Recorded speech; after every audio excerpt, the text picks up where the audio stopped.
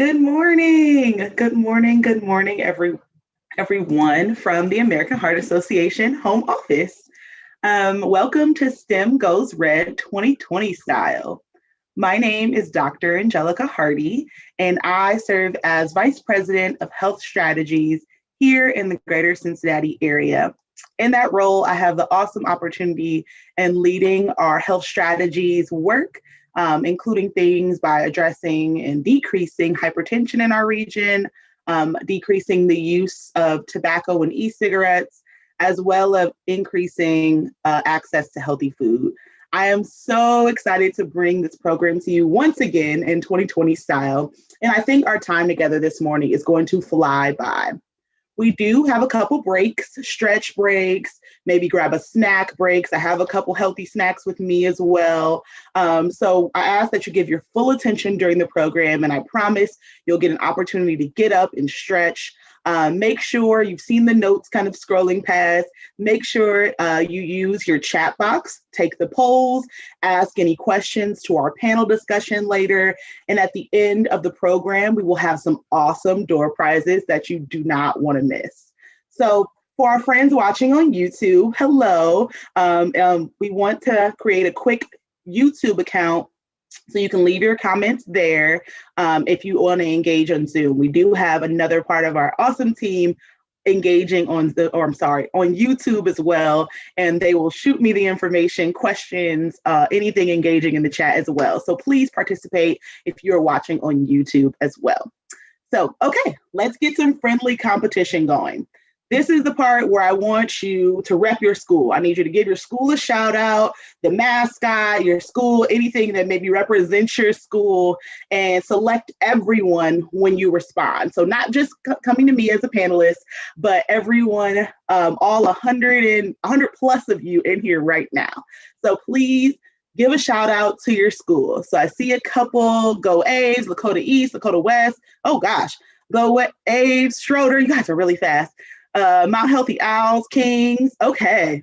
Woo. Awesome, ladies. Walnut Hills, Woodward, Sycamore, Kings, Gamble Montessori. Oh, y'all are on it. Okay. Well, I need you to stay this engaging the entire time we're here this morning. So that's great. I need you to respond to all my requests. I see Princeton, Woodward again, Princeton, William Henry High School. Okay. Hey, everyone. Good morning. Okay. So wondering why the American Heart Association is hosting the STEM event. If you've never attended in person before, I'm so glad that you are here with us virtually today and wondering why we do this. The Go Red for Women movement is a part of the American Heart Association. It's all about empowering, motivating women, girls, and the community to take charge of their own health and their futures. Heart disease is the #1 killer of women. You can be a part of that solution to this awful problem plaguing our communities and our families. We want to ensure that by providing you opportunities to learn more opportunities about STEM, so science, technology, engineering, and math. So we're super excited for you to be here this morning to really continue to engage, because I know you were all learning about it in school. So we're excited to build upon that learning this morning. So next slide, please. I'd first like to thank our incredible sponsors. This program is free for you today and your school. So let's flood the chat box with some thank yous to our sponsors who realize that it's so important to have women in STEM fields and supporting women's heart health at the same time. So the Christ Hospital Health Network, Kroger Health, Cal Brands, United Healthcare, and 8451, and Messer as well. So say thank you. You guys are just awesome. This is great. Thank you everyone for saying thank you to our incredible sponsors. So next slide.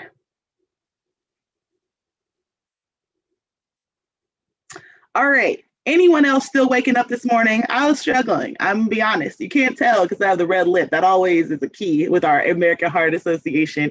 But I was struggling a little bit this morning, starting to get cold. So I need to see if you guys are still up, and I need you to take a poll for me. So this is going to be our first poll, just warming us up, getting us together for the day. My poll question is, what did you eat for breakfast this morning? Did you have things like coffee, maybe sugary cereal, which is a guilty pleasure of mine, fruit, eggs, or did you skip breakfast? And if you're joining in on YouTube, be sure to also chat in your answers. All right. So some people skip breakfast. Someone had some fruit or some eggs. Whoops. Some people had some sugary cereal, coffee. Y'all are coffee drinkers? I had some tea, pancakes, waffles, pastries, and other. Okay, skip breakfast. So everyone's going to definitely need snack time in a little bit, for sure, if you all skip breakfast. So I'm going to make sure that I keep you engaged and take a break to go get you maybe a fruit or some eggs during the break or some snacks or things like that.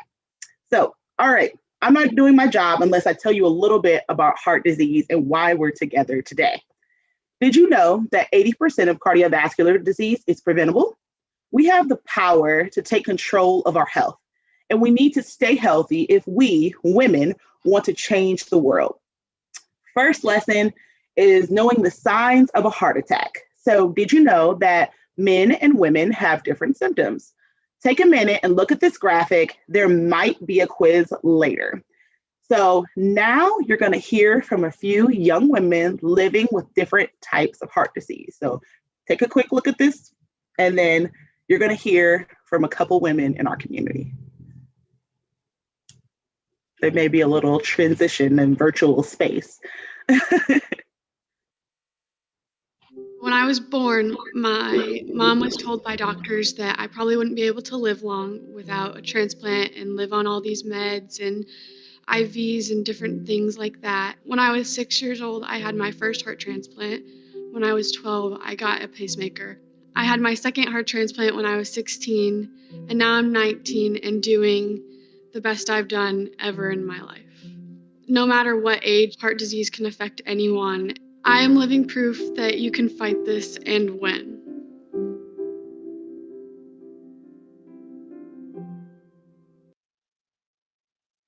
You're not going to be 22 forever. A lot of college students don't know that it can happen to you, so awareness is so important to me. I had a massive stroke 3 years ago when I was 20 years old. I was diagnosed with supraventricular tachycardia.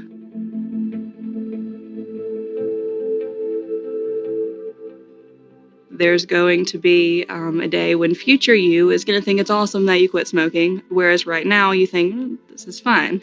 We all feel fine now, but one day we might not. The doctor said, look, you're young, you have family history of heart disease. If in 3 months you don't lower your cholesterol, you're gonna need medicine. The key is to change small things in your life so that you get used to it.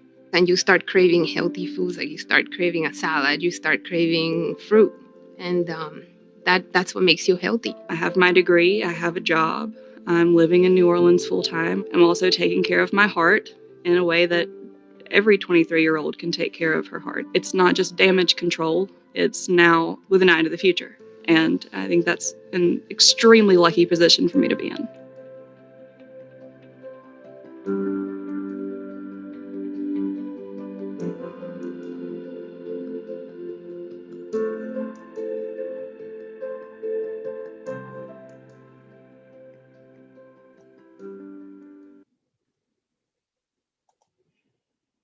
Wow, that's a great video, inspiring stories to really watch this morning to get us started about the importance of educating ourselves and our community about heart disease. I love hearing these stories of survival. Did you know that we have a local campaign called the Red Dress Stories that celebrates women in Greater Cincinnati living with heart disease and stroke?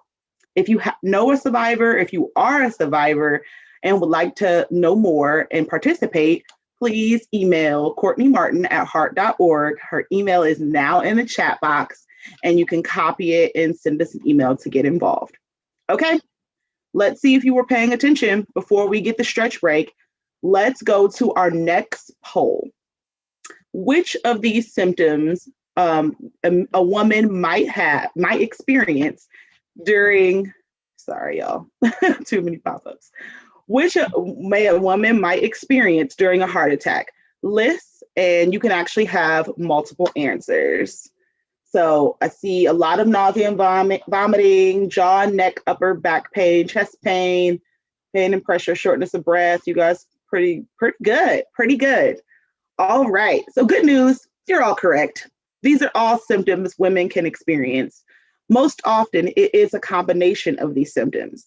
But you know your body better than anyone else, and you may know if you're experiencing a heart attack before anyone else because you know your body. So you think you might be experiencing a heart attack, you want to make sure that you call 911. Before we pull some of our experts in to share their insights of their careers, let's talk about, well, I lied. Let's get a stretch break. I promised you we will do some stretching. We'll get up and moving. We will not be sitting here for the entire time. So let's get a stretch break.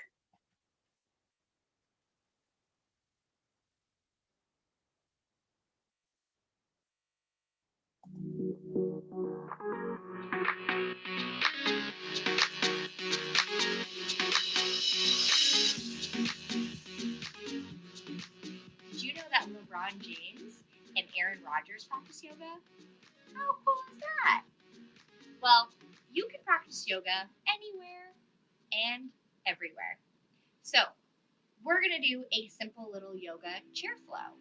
As long as you have a chair, you can do this whether you're at home or at school. So begin by sitting upright in that chair position. Place your hands at heart center and feel that beautiful heart beating. Take a deep inhale through your nose. Fill up your breath like a big, big balloon. Exhale, release all of the air. Let's do that one more time. Inhale through your nose. Exhale through your mouth. Great job. Your hands still at center. We are going to drop our head down to one shoulder. From this shoulder, we are going to do a full head roll. So begin by dropping your head down to the front, rolling to the other side, all the way back, and back to center. Now let's reverse it. Roll all the way to the back, shoulder, and front. That feels so great. Next, you can drop your hands down to your legs, and we are going to roll our shoulders all the way up to our ears, all the way back down our back. Let's do that a couple times. Roll your shoulders up, roll your shoulders down. You might hear some snaps and crackles, but that's okay, as long as it feels good. Let's keep rolling your shoulders. That helps relax your back and all of your back muscles. Now let's go ahead and raise our hands to a mountain pose. So hands above our shoulders, like two strong tree trunks. Inhale. Now we are going to drop one of our hands to the chair, and we are going to lean over. Make sure you are holding on to your chair. And let's rainbow over to the other side. Grab the other side of your chair and lean over to the opposite side. You should feel this stretch in your side body. We can windshield wiper a few more times. Let that feel really good. All right, let's return back to center. And you are going to put your hands out in front of you and give yourself a big bear hug. You can sway side to side. Let that feel really good. Let's switch it out. Wrap your opposite hand over the top and sway side to side. Great job. Now in our seated position, we are going to take one of our foot and put it on top of the other thigh. If you look down, you should see a figure 4 position. Kind of looks like the number 4. Once you're in this position, you can slightly lean forward to feel that stretch in your upper thigh. Switch it out. Drop that foot down and carefully switch it to the other side.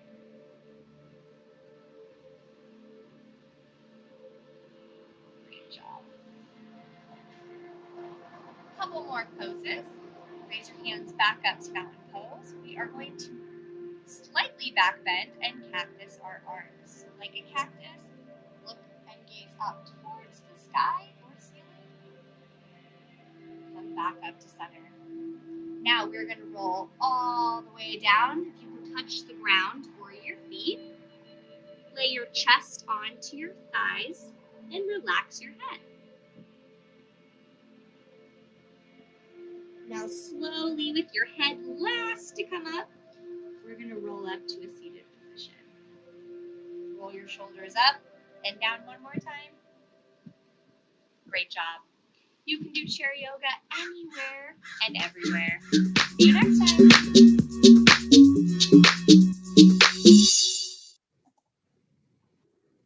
Wow, ladies. I don't know if you needed that this morning. I actually felt a couple things like cracking in my neck, probably from being virtually in the office for the last who knows how long. But that felt so good, right? I hope you guys really enjoyed doing some chair yoga, something that I try to do every once in a while, but obviously I don't do it enough because it was a little couple cracks and nooks and crannies. My neck was like, this one is probably my favorite. The one like this, she was done. I like that one. So I got to keep that in my pocket when I'm sitting here doing virtual school or virtual work or things like that. So, alrighty, y'all. I don't know about you, but I'm ready to move on and now that I'm awake and a little bit stretched out. Stretch breaks are amazing. So let's hear from our friends at Fifth Third about their paths and careers in STEM.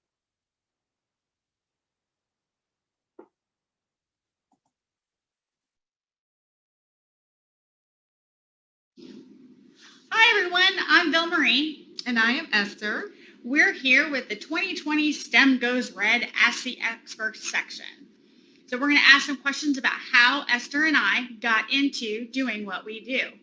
So with that, Esther, I have a question for you. When did you realize you wanted to go into the STEM field?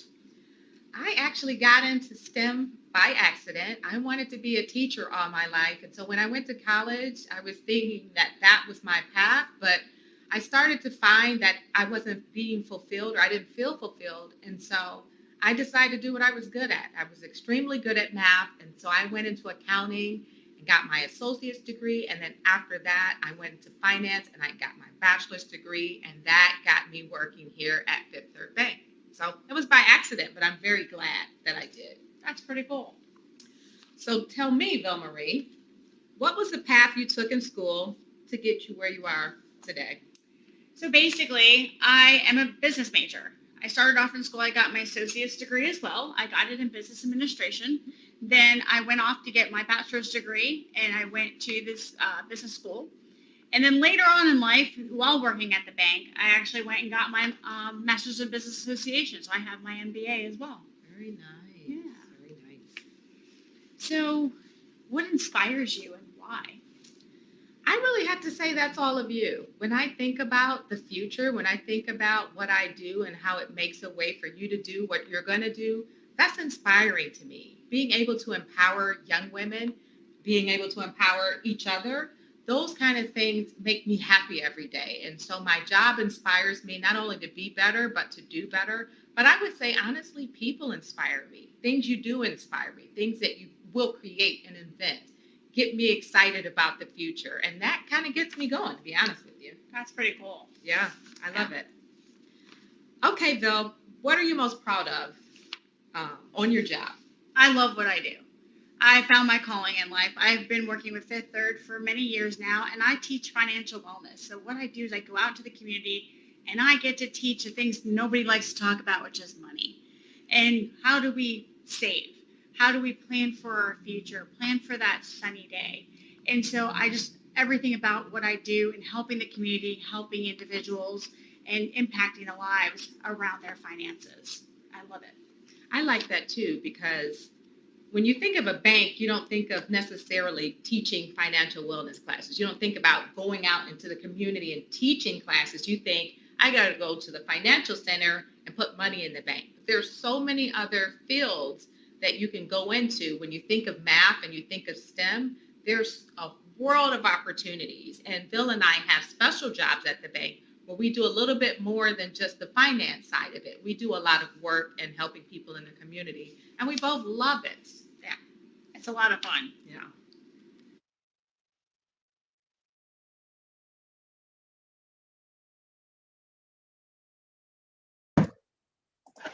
Wow. I could listen to them all day. It's so inspiring to hear how we choose these careers and how we get to the point where you see the end where we're not end, but like while we're working in these fields. But so much happens between that time when you're in that job or you're in that career, and how you got there. So it was so inspiring to hear those ladies talk about their careers and also talk about how they're focused on empowering you and supporting you when you get into those opportunities. But I don't want to talk to you all morning. I know I love to talk and I can sit here and engage with you in the chat, but let's have a choose your own adventure brain break.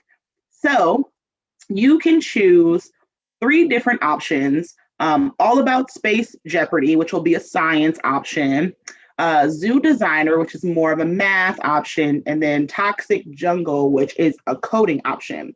The links are in your chat box, so you can choose which one you want. And then you can go and we're going to take 10 minutes on these choose your own adventure. So this will be by yourself. And then I will come in and check in on you and kind of ask a couple questions. So have fun.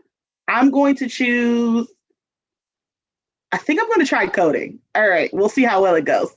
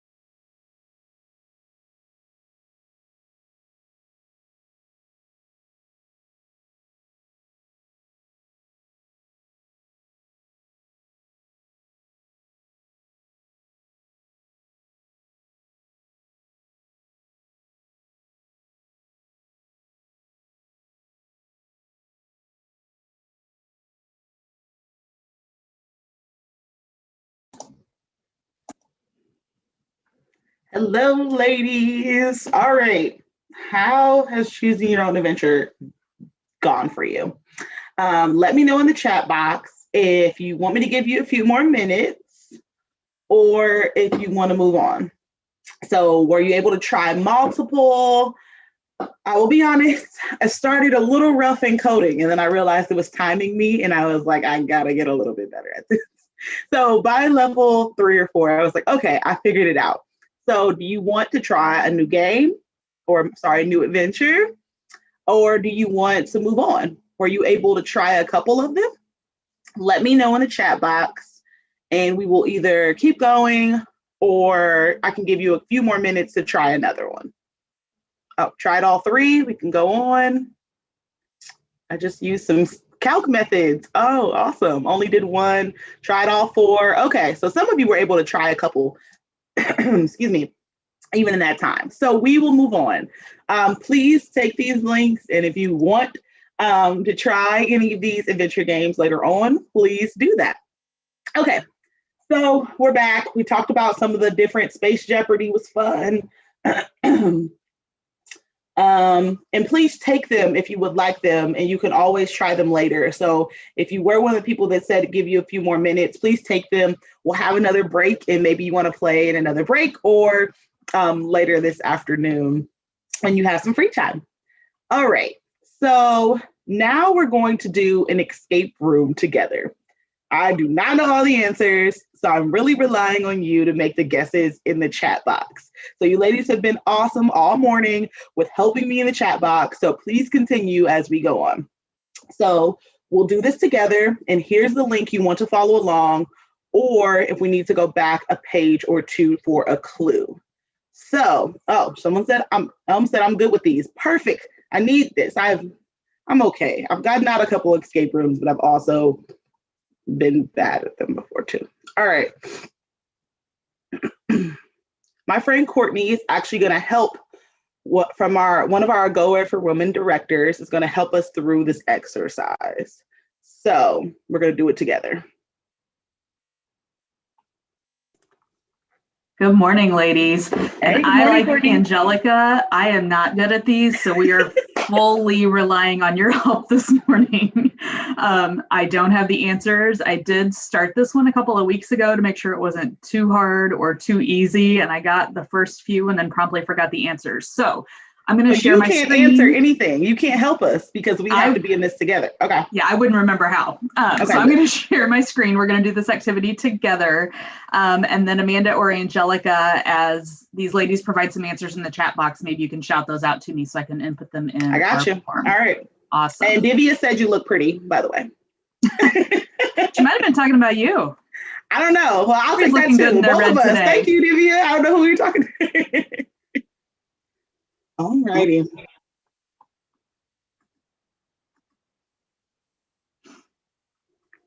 All right, can we see? Oh, there we go. Can we see Space Explorer? Perfect. You can see Space Explorer. So a couple of tips I will tell you. You guys might want to open a OneNote or a note on your phone. You might want to take some notes as we go back and forth here because there are some little clues along the way. So take notes. Can everyone see? Chat in the box if you can. Everyone see? Okay. All right. Got some yeses. Perfect. All right. All right, so begin transmission. There may or may not be some clues on this page that we need for the next one. That's a not so subtle hint to take some notes because I won't remember any of these. So I'll leave this up for a second and then we'll go to the next page.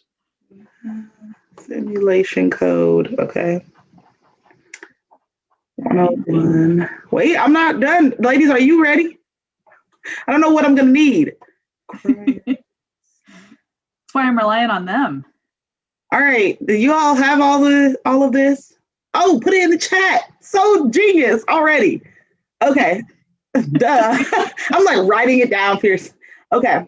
All right. Okay, I think they're ready. Let's begin our launch. Our input code to initiate launch sequence. I'm gonna say code. It's that number that, right, ladies? Yep. All Anybody else? Okay, yeah. 101. 958. Success. All right. Okay. All right. I mean, we're getting out. I'm already confident. That was a warm up. Oh, okay. That wasn't. Yay. The launch sequence has the star chart to continue. Okay. Am I supposed to be able to see? I can zoom in a little.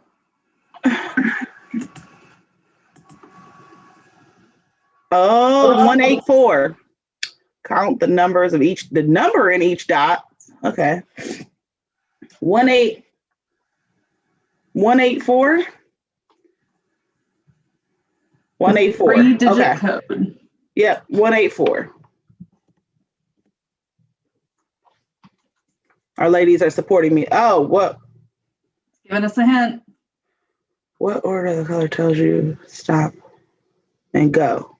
So stop, it will be 4. Oh, we missed that part. Okay, 4, 1, 8. Sorry, y'all. Not supporting. That's why we're doing this together. They're like, ma'am, follow the instructions. All right, ladies, I I'm think listening. we made it through that one. Let's see if we can now navigate our star chart. Okay. Not only should you be able to read the star chart. So, left, right, up, and down. Left, right. Oh, wait, we had a question. So the last one, it said stop and go. So we thought it was just read it like the regular way, but it really wanted us to go from red, yellow, and green. So I should have explained that. Yeah, but we had to catch a couple of clues there. So the colors and the numbers and the stars. That's probably why I've never gotten out of a room before. Okay, we're early here. morning. Early morning critical thinking. So all of you that had coffee for breakfast, you should be able to help us right now. That's probably who all got it right the first time. Okay. All right. So let's look at this navigation. Left, right, up, and down.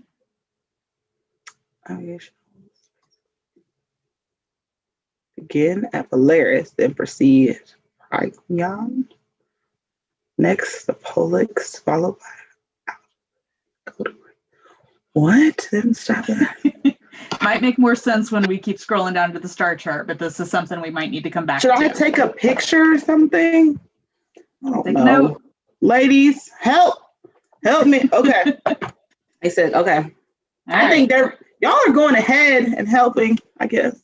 Well, we gave them the link so they could look along. So here's our star chart. We got to figure out this code. They are saying DURLDL.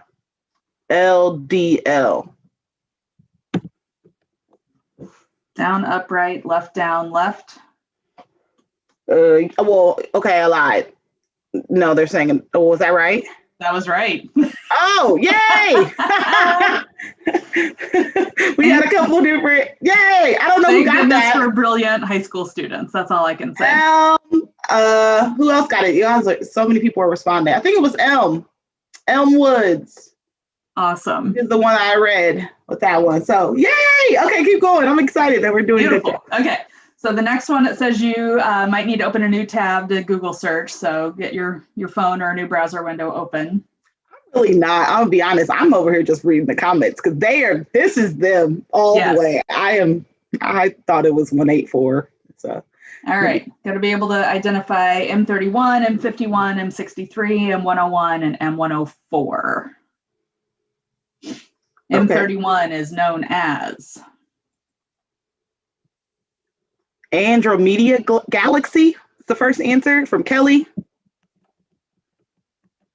Did I spell that right? Andromeda. Yep. Andromeda.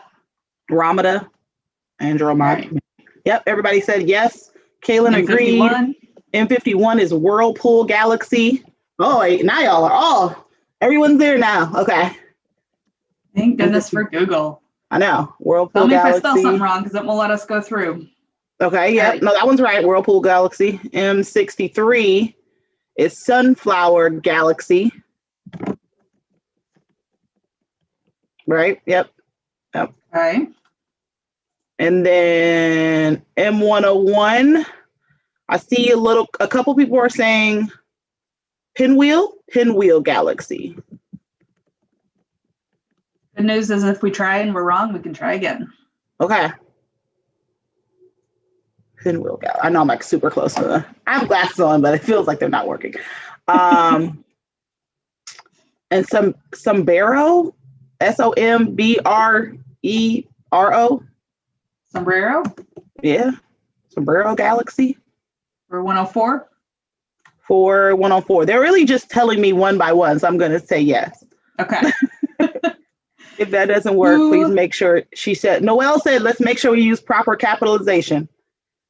Smart, Noelle. And someone saying Charles Messer. Or it's not Messer, it's Messier. Messier. Nope. No, only one I. SSIER. How's that? Yep. All right. Let's see what we got. I think we did a good job. Oh my gosh, it let us go through. You girls are amazing. You girls in Google. All right. That's all them. I'm like really just giving you the answers because y'all are amazing. Yay. Congratulations, ladies. Yes. Okay. Okay, right. I'm ready. We got to decode some Morse code now. Okay, Morse code. I know what that is. Play our rover message.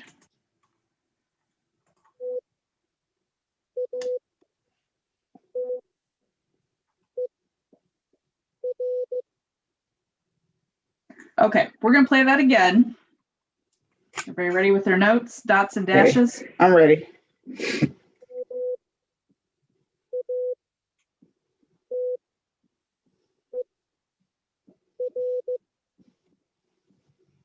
I feel like this one might be hard. Oh boy, and then here's our chart. Oh goodness. And there's a link. There's a link here. Did y'all use the assistants? They already have an answer. So. All right. Do you want me to, lady? Oh, yep, they're all coming in. They said the answer is water. Water? Mm-hmm. Oh, maybe it doesn't like my caps. Yay! Lowercase. Fantastic. Yep. All right, on a roll. Awesome. All right. Okay, color code lock key. We align and sequence from our star. All right.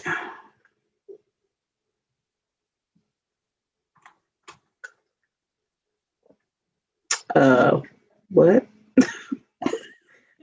Ladies, help me. They'll tell us. They'll tell us, Angelica. We don't need to know the answers. What? 325-614. Cecilia said that's the answer. Where is she getting these numbers from? I'm liking this space art. So I think there's a code at the bottom where we're seeing all these symbols. Oh, okay. Oh, okay. There's our color code key. So we'll try her answer here in a second. I want to scroll back up so everybody can see that now, the codes. And again, you can come back to this, ladies. We will send out an email after the event with links to all of these activities if you want to play them again or try to stump one of your siblings. So you'll have access to all of this later too. Or try to stump an adult because this is like one of those brain teaser things for me. All right, what was our answer that came through? All the ladies have said 325-614. I'm gonna assume they're right. They've been right so far. They've agreed. Yep. Perfect. Right. And use the numbers next to the switches in the order each would be turned on. So that's our next code. Turn switches. Turn the switches on in their correct order. Okay. Here's our control panel. And I'm assuming they've all scrolled ahead to see the key. Because I was like, how do they know? Because they have the link. Oh, I know. I'm like, how are they getting all these? Okay. All right, we getting some answers in.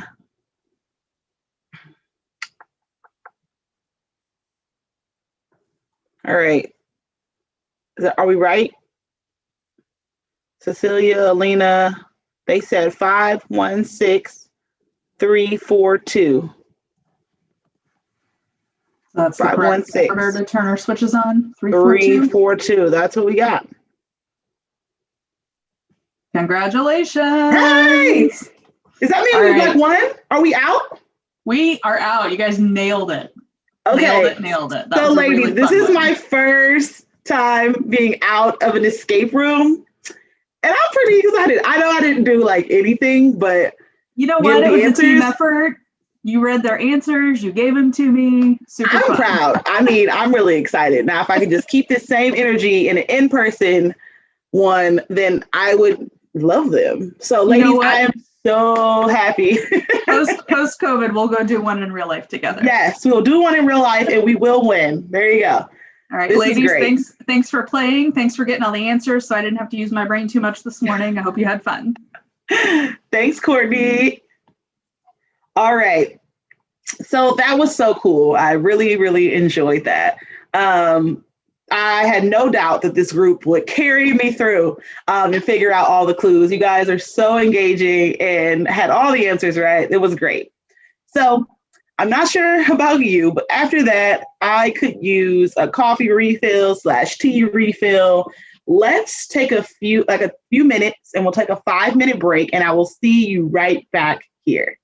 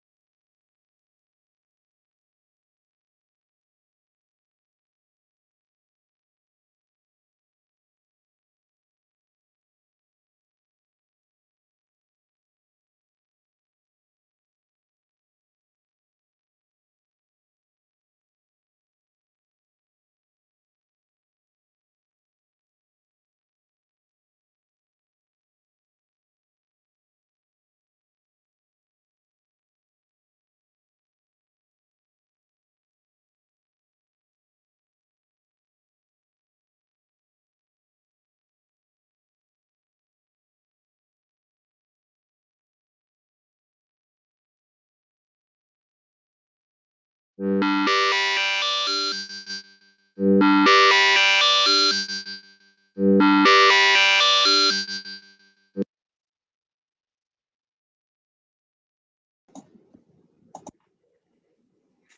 back, ladies. All right. I was fun. I was reading y'all's chats about playing video games. I'm like, these are like some awesome gamer. Y'all are building games. Y'all are playing games. Y'all are doing everything. So I'm just honored to be here with y'all virtually today. Talking about Minecraft and Fortnite and awesome. So love that you all are engaging with each other in the chat. That's so much fun. Wanted to welcome you all back and ask a couple questions. So, what has been your favorite part of the morning so far? So, this is going to be one of our fun polls again, where I will start reading. So, things like your survivor stories, the chair yoga, where I was able to work out all those kinks in my neck. Fifth Third, awesome opportunity about learning about careers, the heart health education, or our breakouts, or choose your own adventure game, or the escape room that we so successfully accomplished. Like, what was your favorite? So we're seeing some escape room, some choose your own adventure. Oh, it was escape room. All right, I agree. Even though y'all carried me through the escape room, I really enjoyed it and I had a great time. So that was definitely my favorite part as well. So again, if you are joining us on YouTube, please let us know in the chat and I will kind of get those as the morning goes on. So please, please, please engage in that chat as well. Or better yet, sorry. Well, rewind, I'm getting ahead of myself. So I'm laughing that you guys I'm laughing at your chat conversation. So please keep engaging in the chat. All right. So before we get to hear from more of our STEM experts, I want to take a few minutes and talk about something that I'm extremely passionate about. I'm passionate about not doing them, but tobacco and e-cigarettes and vaping. So as I mentioned, passionate about not using tobacco or e-cigarettes. I know this is something that is happening in all of your schools, and I know there's a ton of pressure around it. Aside from it being really, really expensive, I can think of a lot of things that I'd rather be spending my money on, probably more lipstick or clothes or jewelry or things like that, rather than something that can mess with your brain development at your age, as well as lead to long-term issues when it comes to your heart health. So I would love to show you a video of Claire as she talks about vaping, and we'll come back and talk about the video.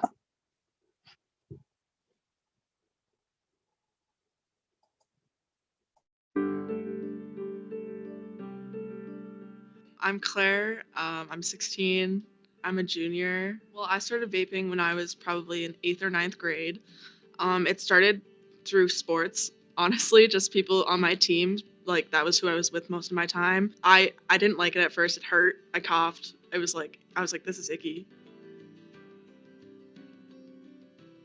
I think we need to deal with mental health and the reason why people are using. Personally, for me, vaping was a way to have something else like use to cope with my mental health, to cope with my depression, to cope with my anxiety. I would go through 3 pods a day, which would be like my pods held about like 2 milliliters. And so 2 milliliters of juice, if you like look it up, is equivalent to like a pack of cigarettes worth of nicotine. And so technically I was inhaling 3 packs worth of nicotine. I got so scared, but I was too scared to tell anyone that this was happening to me because I knew I was going to get in trouble. I hated it, and yet the addiction was so strong that I kept using. And my parents, they did not have the reaction I thought. My mom was like she sat me down and I talked to my mom and my dad for like a solid 2 hours. Life is not easy, like school's not easy, friendships are not easy, but you need to make it through this hard point in your life so that you can have your future. And addictive chemicals aren't going to help you get there. It's not going to get you to where you want to be.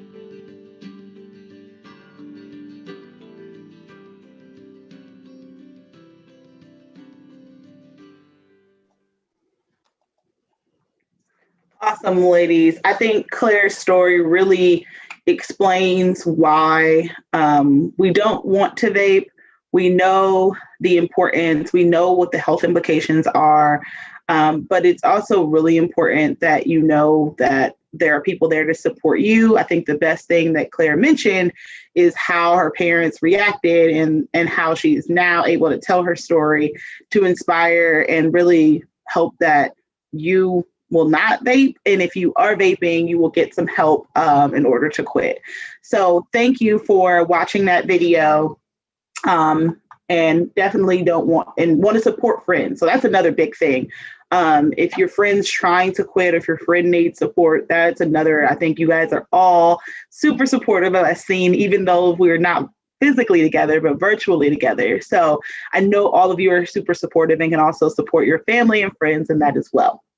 So if you have a friend that is ready to quit vaping, you can text HEART at 88709 to get anonymous and free support.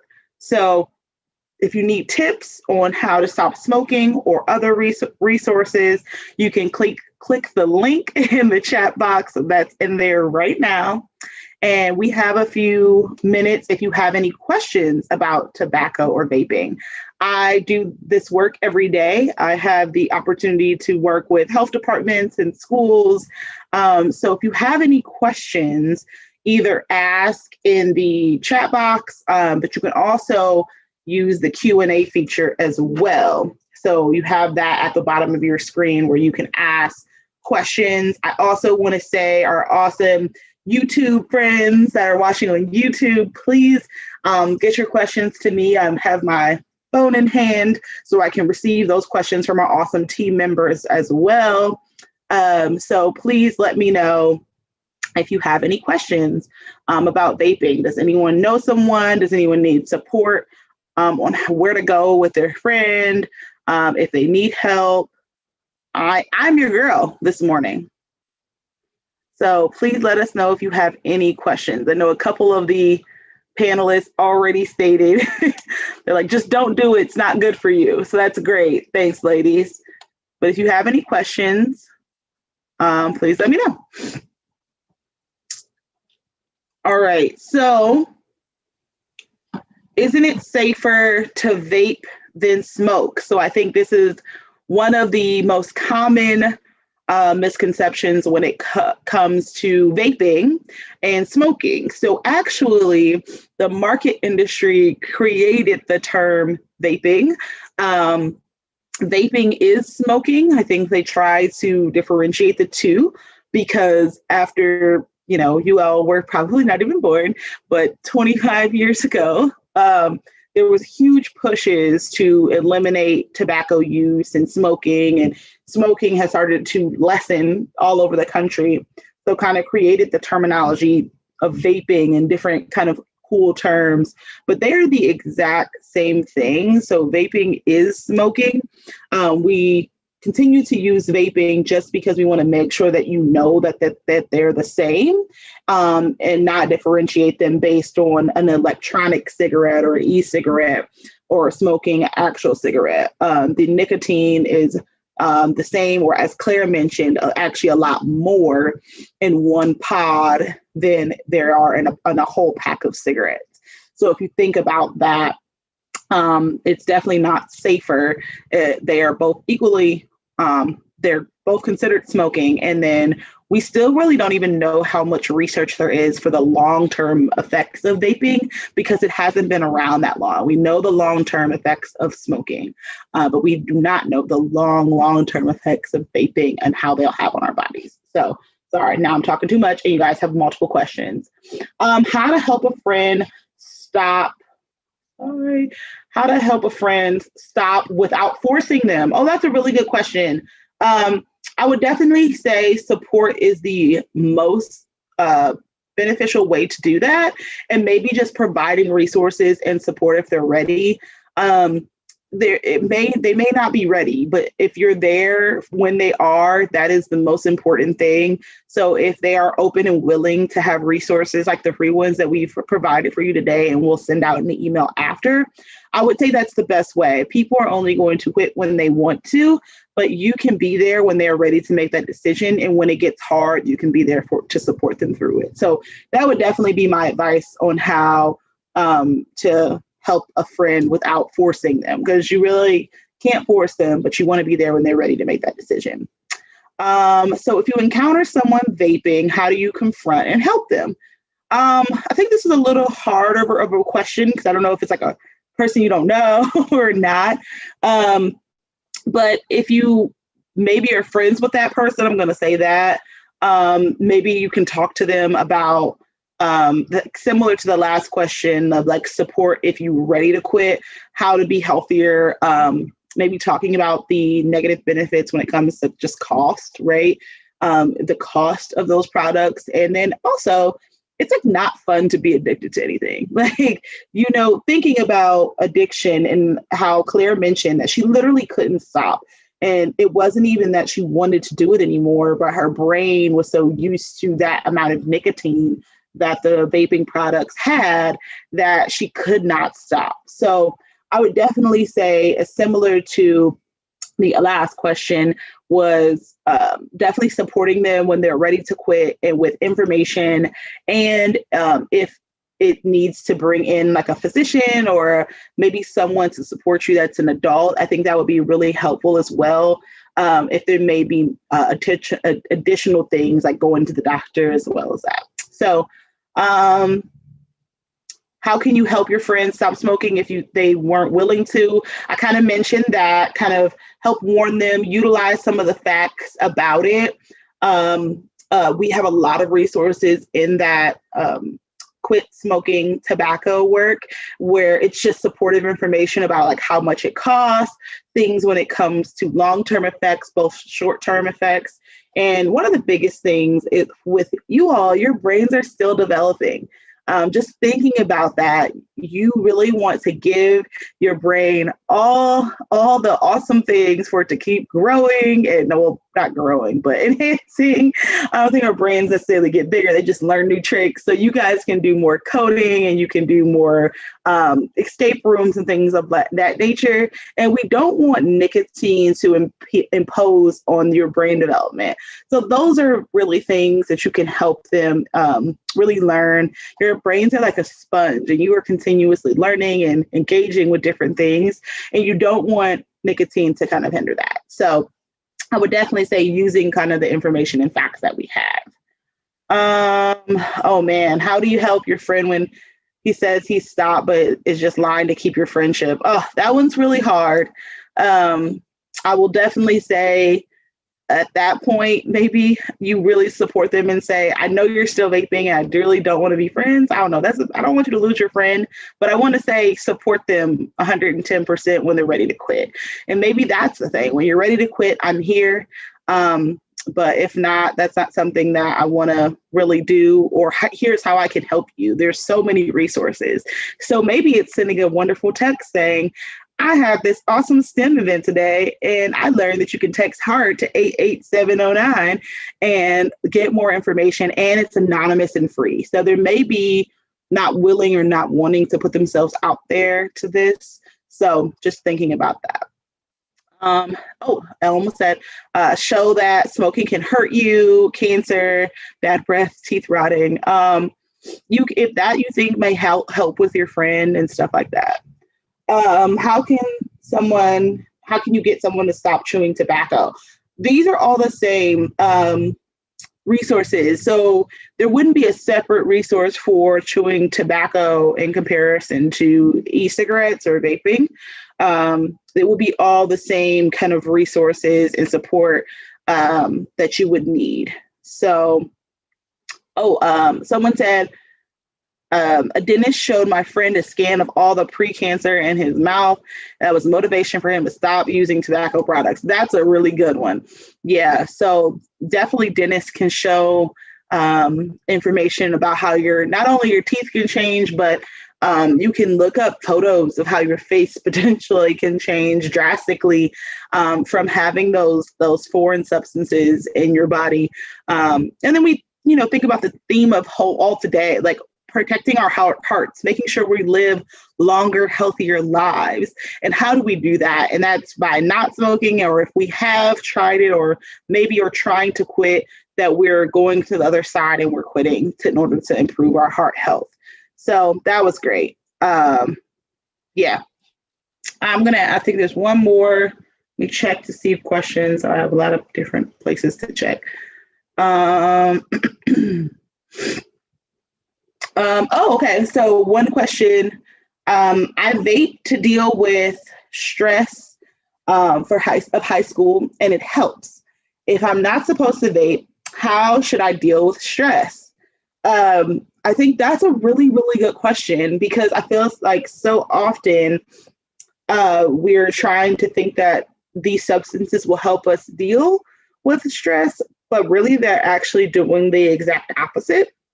And this is not just a current thing. I will say a lot of people, adults as well, start smoking at their most stressful times in their lives. And that's really where it starts. And they think it's relieving the stress, but it's actually doing the exact opposite. And then it's extremely addicting as well, where then you're not stressed, but you're now addicted to nicotine. So dealing with stress, I think one example that we just did today was some yoga, or find some outlet of how to de-stress. And that may be yoga, that may be participating in some sport within your school, that may be participating in something that is outside of school, but maybe still challenging to your brain, where something like chess, which I don't know if you all have watched Netflix recently, there's a chess series, and I am not very good at chess as well, but it's awesome to get your brain out of maybe the thing that is stressing you out and onto something else. But we have to practice healthier habits of de-stressing.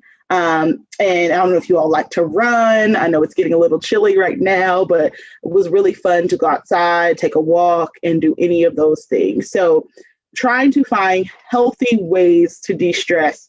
And that's really, if you enjoy cooking, if you enjoy things like that, if you enjoy journaling, all of those are great ways to de-stress, and not choose smoking that that will be with you after those stressful times. And yeah, finding those early on for you all will be really, really, really, really helpful. Finding healthy ways to de-stress right now is definitely a great thing to have when you're younger. Ooh, great. Someone said playing in the snow is another option as well. Yes, playing in the snow definitely takes you back to being really, really young when you had no cares in the world. Definitely is a really good option. So playing in the snow, I vote for that one all day. So I think I'm going to ask one more question. Anyone watching? Ooh, watch some YouTubers you love. Yeah, listening to music. Anyone else? Anyone else have any fun? Oh, dancing, movies, reading. Yeah, I didn't even mention reading. Baking, writing, playing with your pets, sleeping. That's probably one of my favorites. I love a good nap, I'll be honest. A babysitting, talking with friends, watching Christmas movies. Oh, definitely right now. So if you're stressed, there is an unlimited amount of Christmas movies available for you to watch. Running, I mentioned that. Those are great. Oh, going on hikes. I didn't see that one up there. Watching Hallmark. Yes, those are great. Journaling. Yeah. So y'all already have all of this down packed. So I'm kind of repeating some things. Oh, watching Disney movies. That's one of my favorite old school Disney movies in my. You guys probably have the new Disney movies. It's called Coffee Art. Definitely. We didn't even mention it being an artist. Yeah, drawing and things of that nature. Someone said Belting Halo by Beyonce in the shower. I agree with that. I cannot sing, but I really enjoy singing Beyonce. So, all right, drawing alone time. All right, I will keep going. Y'all are just in the chat having a great time, but I will say next time I belt Beyonce in the shower, I will be thinking of how we're de-stressing together. So listening to Ariana Grande music, this is great. Okay, I'm getting ahead of myself. All right, so I think it's time to hear from another one of our experts. So welcome Christina from CSX.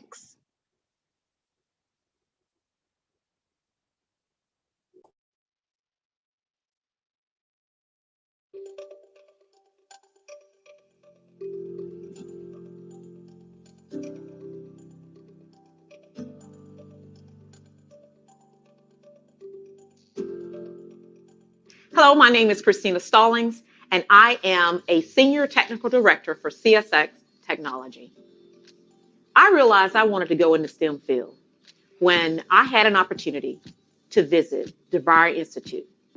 DeVry Institute because my sister majored in computer science and attended DeVry Institute, and I was offered an opportunity to attend a show and tell day. During that show and tell day, they demonstrated robotics, the smart card, and particularly they demonstrated how to develop computer programming so that we can play video games. I left that program day feeling inspired and empowered to make a change through the STEM field. I like to think of my path to be more traditional. I actually started in high school trying to figure out what I wanted to do. I graduated from high school and then I attended Florida A&M University. I majored in computer science, but also went there on a volleyball scholarship, 4 years, which really taught me my leadership skills.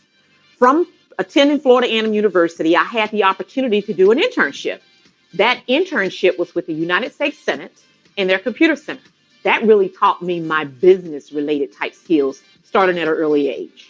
Once I graduated from Florida A&M University, I took my first opportunity with the Marriott Corporation in Washington, D.C. in their ISC division, which is called Computer Information Systems, but it was a management trainee program. My first assignment was with Cornell University, and get this, with a smart card. That opportunity actually gave me the ability to learn how to be a change agent, to adapt, and to communicate.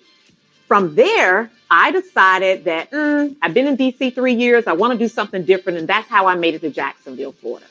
I actually started working with the American Transtac, actually AT&T American Transtac. And I was doing programming support. Did that for about 1.5 years. And then I moved on to where I am today.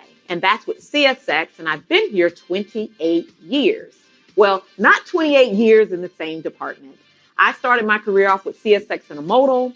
I then moved on to project management role, desktop support role, manager role, IT technical director, and now senior technical director, all still in the IT department. I think what's most important about that, although I went through all those areas, I then went back and got my master's in business administration from the University of Phoenix. I then also attended the Harvard Executive Program. All of these things prepared me to be where I am today, but not without obstacles. I think what's most important is that you learn how, through all of these things, how to adapt, how to communicate, how to be a team player. But at the same time, we have to learn how to play the game. And that's being who you are, true to yourself, and making sure that you make a difference.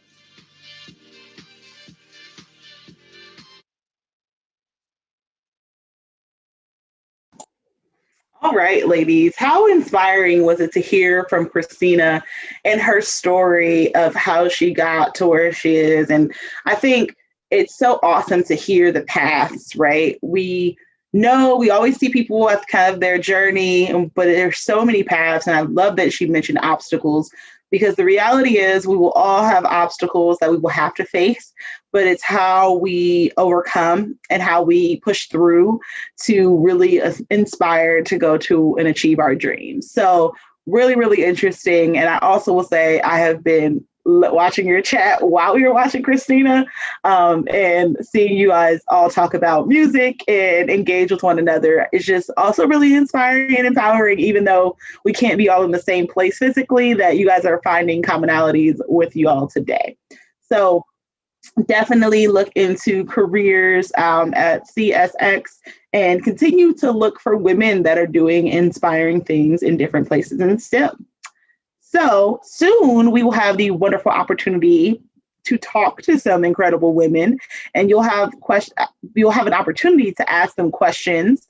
But first, let's get our blood pumping again. So everyone, it is time to stand up and give yourself a little bit of room, because it is another break, and it is another one of my favorite. I mentioned a yoga break. So get up and let's get moving.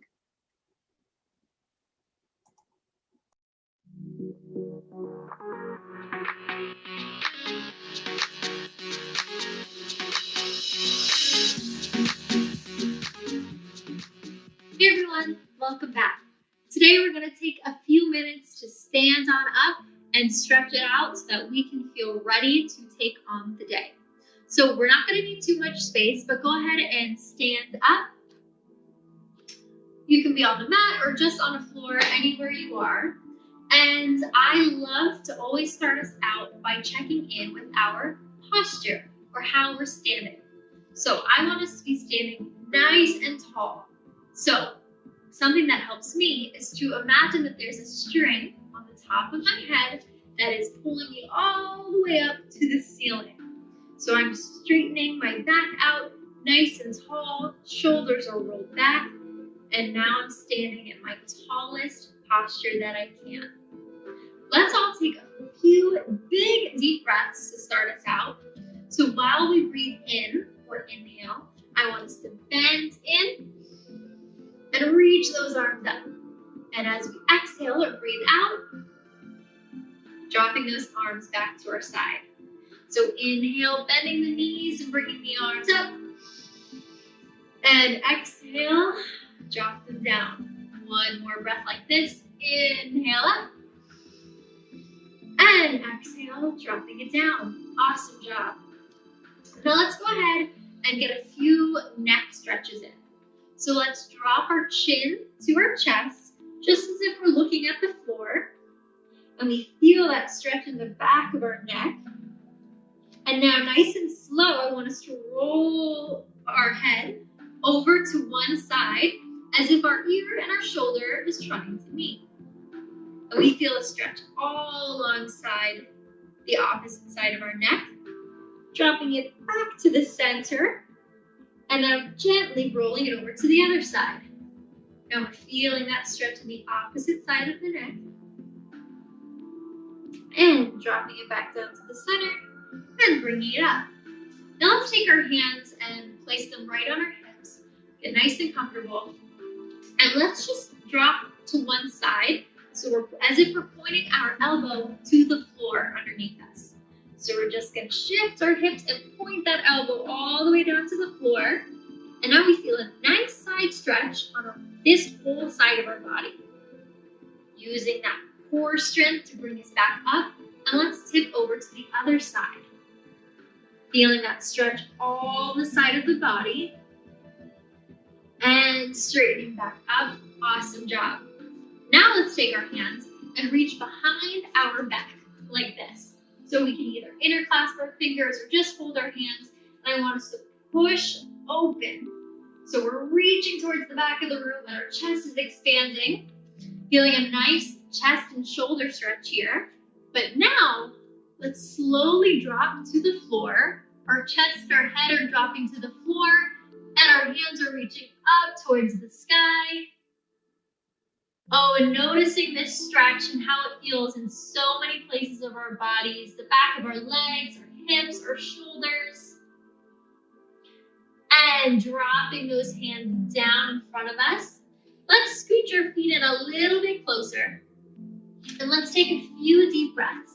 As we breathe in, I want us to lift our chest off the ground and place our hands on our knees or on our shins. And I want us to Imagine that we're balancing our favorite plate of food on our back. So our back is nice and straight. Inhale. And as we exhale, we drop it all down and release.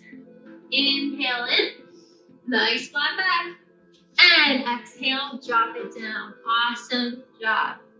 And lastly, nice and slow, I want us to roll all the way back up to standing.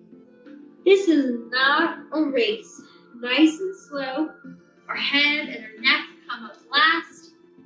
We are almost done. Let's take 3 more breaths all together, just like how we started out. Let's inhale those arms up. Oh, and exhale, drop them down. 2 more. Big breath in. And exhale, let it out. Last one all together here. Inhale in. Exhale, release. Shake it all out. And thank you guys so much for joining me. Hope you have a great day. And I'll see you next time.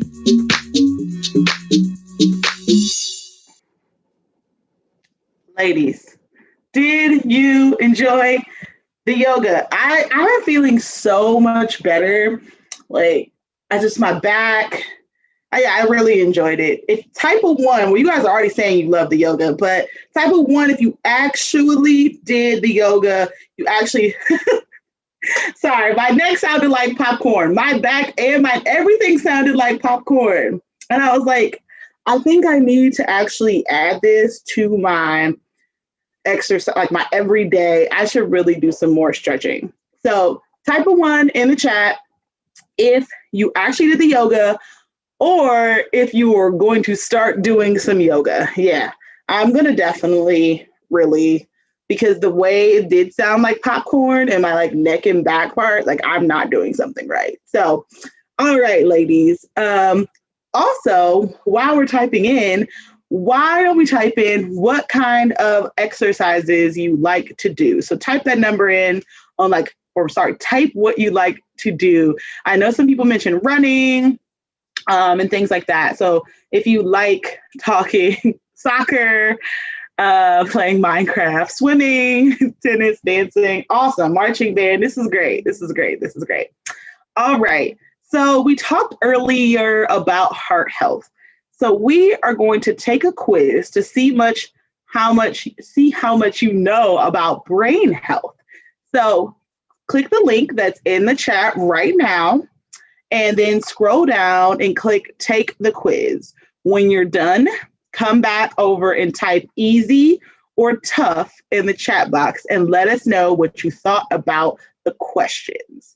So I'm going to give you a couple minutes with that, and we will be right back. So I know I'll still be here, but I know you guys aren't going to be engaging in the chat because you're going to be taking the quiz. So go.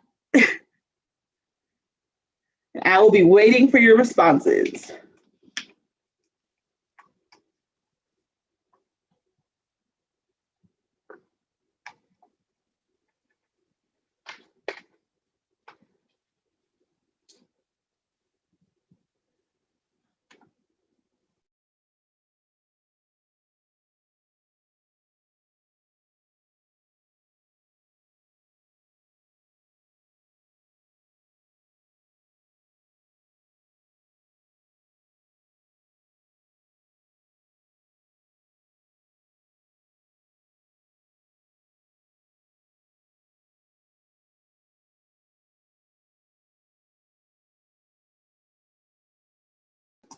All right, I think it's Sharia was the first one, and she said easy. Natalia said easy. Sasha said easy.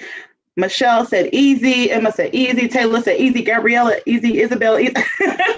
All right, so obviously, if I didn't know, we probably were not going to be able to stump any of you because we have just nailed all things this morning. Y'all just woke up on this great Thursday and was like, I'm going to kill it at STEM Goes Red. So I am just so proud and thankful for y'all to really be engaging and be all about today. So y'all are queens. Yes, got to flex the brain. Y'all have been flexing the brain all morning. So this has been so great.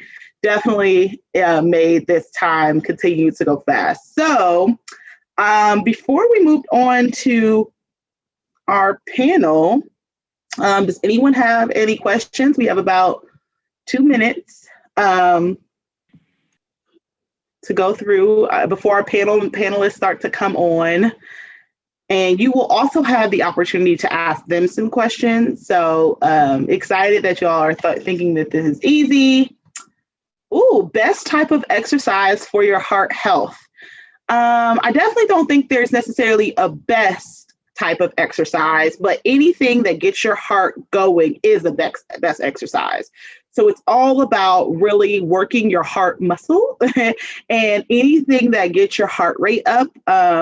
So we mentioned a ton of those today, people riding bikes and dancing, running, all of those. So you really want to make sure that you're getting your heart rate up and you are able to exercise that muscle. So there's not just a one-stop shop, because sometimes you don't maybe feel like running. Sometimes you want to power walk. As long as your heart rate is getting up, that is a good exercise. If you decide to ride a bike, or if you decide to do one of those crazy dance videos, those are all awesome ones. What else? What exercise is good to do with asthma? So I would definitely say make sure you talk to your physician about, your control asthma. If you have to take an inhaler prior to doing exercise, but you may want to do something a little bit more stagnant, like a bike, or even like an elliptical or things like that. All of those still keep you able to get your heart health up, or your heart rate up. I'm sorry. But make sure you. Oh, agreed. Yay, Dr. Casado. We're going to talk to her in a second. Agreed. With good heart health. And we'll talk about that in a couple of minutes. Oh, it's 10:30. So we will have time for more questions later. But I am super excited to welcome our panelists as they virtually come in the room. So this is going to be a really awesome, great session and next session for you guys. We have some incredible women from various STEM fields in Greater Cincinnati who have volunteered their time this morning to answer your questions. So start thinking of them right now. So thank you, Cal, for your time, for sponsoring this specific panel discussion, and want to know what kind of jobs you can get. So we have put the bookmark to the career site that is in the chat right now.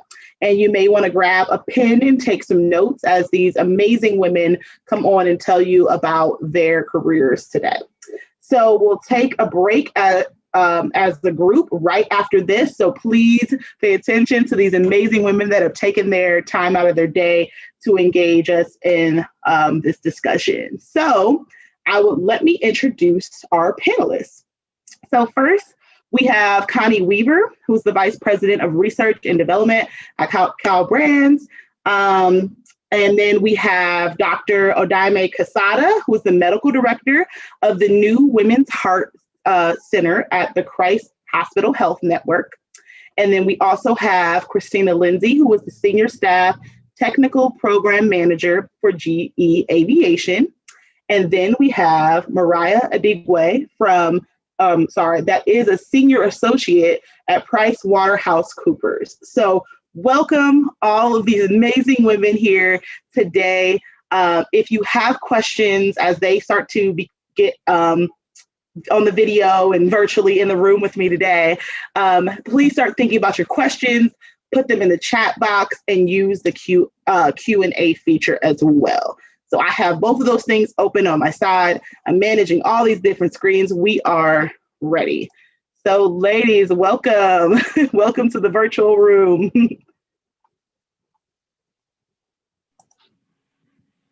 Thank you, Angelica. Thanks. I know it's kind of interesting when we're all virtually. And it's like, we're here, but we're like kind of here. So as they come into the room together, I can't see y'all. I can't see your faces. Everyone else see them? It says the host hasn't started our video yet. Yep.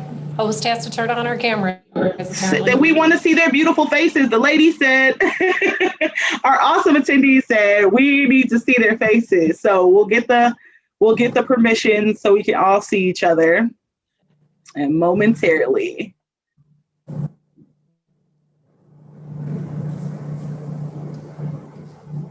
All right, this is time. Y'all should be thinking of questions to ask as we get in the virtual room together. So we gave you extra minutes to think of questions in this time.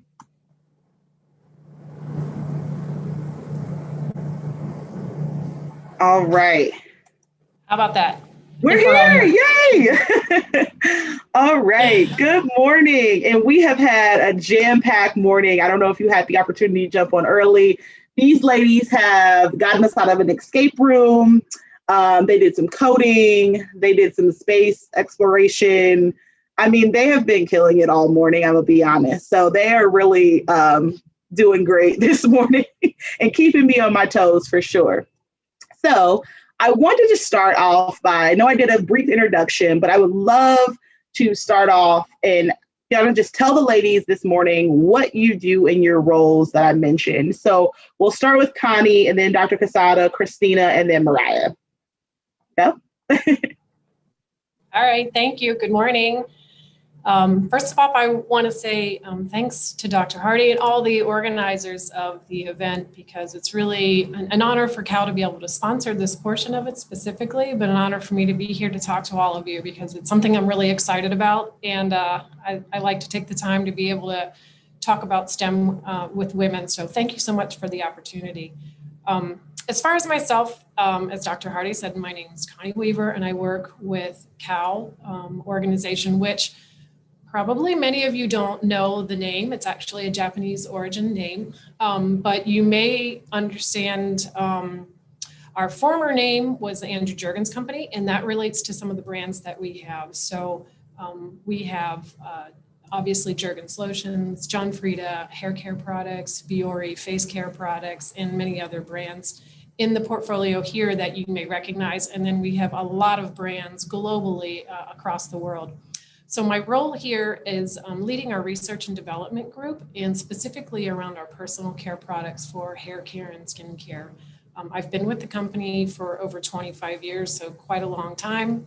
In fact, longer than most of you have been alive, but it's been a terrific career here and something that is constantly keeping me growing, especially in this STEM area. So thank you for the opportunity to be with you today. I look forward to all of your questions. Awesome. Dr. Quesada? Hi, everyone. Thank you for this opportunity, Dr. Hardy and the STEM Go Red panel. It's really been an honor to be part of this team. And it's great to see this event come together, even despite the difficult times that we're all living in. So a little bit about me. I am from Miami, Florida, and I've pretty much been everywhere for my training. I'm a cardiologist specializing in women's heart disease by training and kind of have been to many places to make that possible. Now I have this phenomenal opportunity to be the medical director of the new Women's Heart Center. So creating a Women's Heart Center is a passion of mine and a true dream come true. I'm also an NIH, National Institute of Health investigator, a clinical investigator. So I do a lot of research. I do clinical care. And then I have, the directorship role. So it's really multiple hats, but I'm very excited I get to do this work.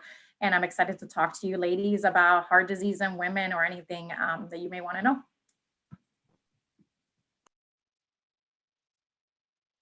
All right. Hi, everybody. Good morning. My name is Christina Lindsay. I work at GE Aviation. So GE is a very big business and we make a lot of products more on the industrial side. But GE Aviation in particular, if you've ever flown before, we make airplane engines. So if you're looking at a plane and you see the big engines on the outside on the wings of the airplane, we make those. So what my role is, I work in IT.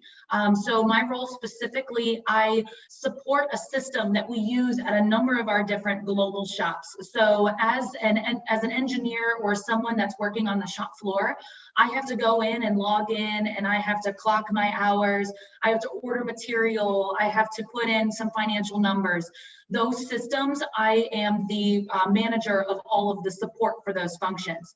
So if you see, for example, if you think about like, oh, I'm going to go log into Facebook or I'm going to go log into Gmail and I have an issue, I contact the support team. So that's what I do, is I manage our support team for these systems that we use at all of our GE facilities that we have.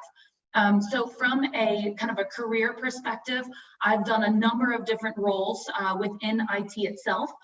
So I've done things more on the software development side, data analytics. So I've kind of spanned my career in a number of different ways.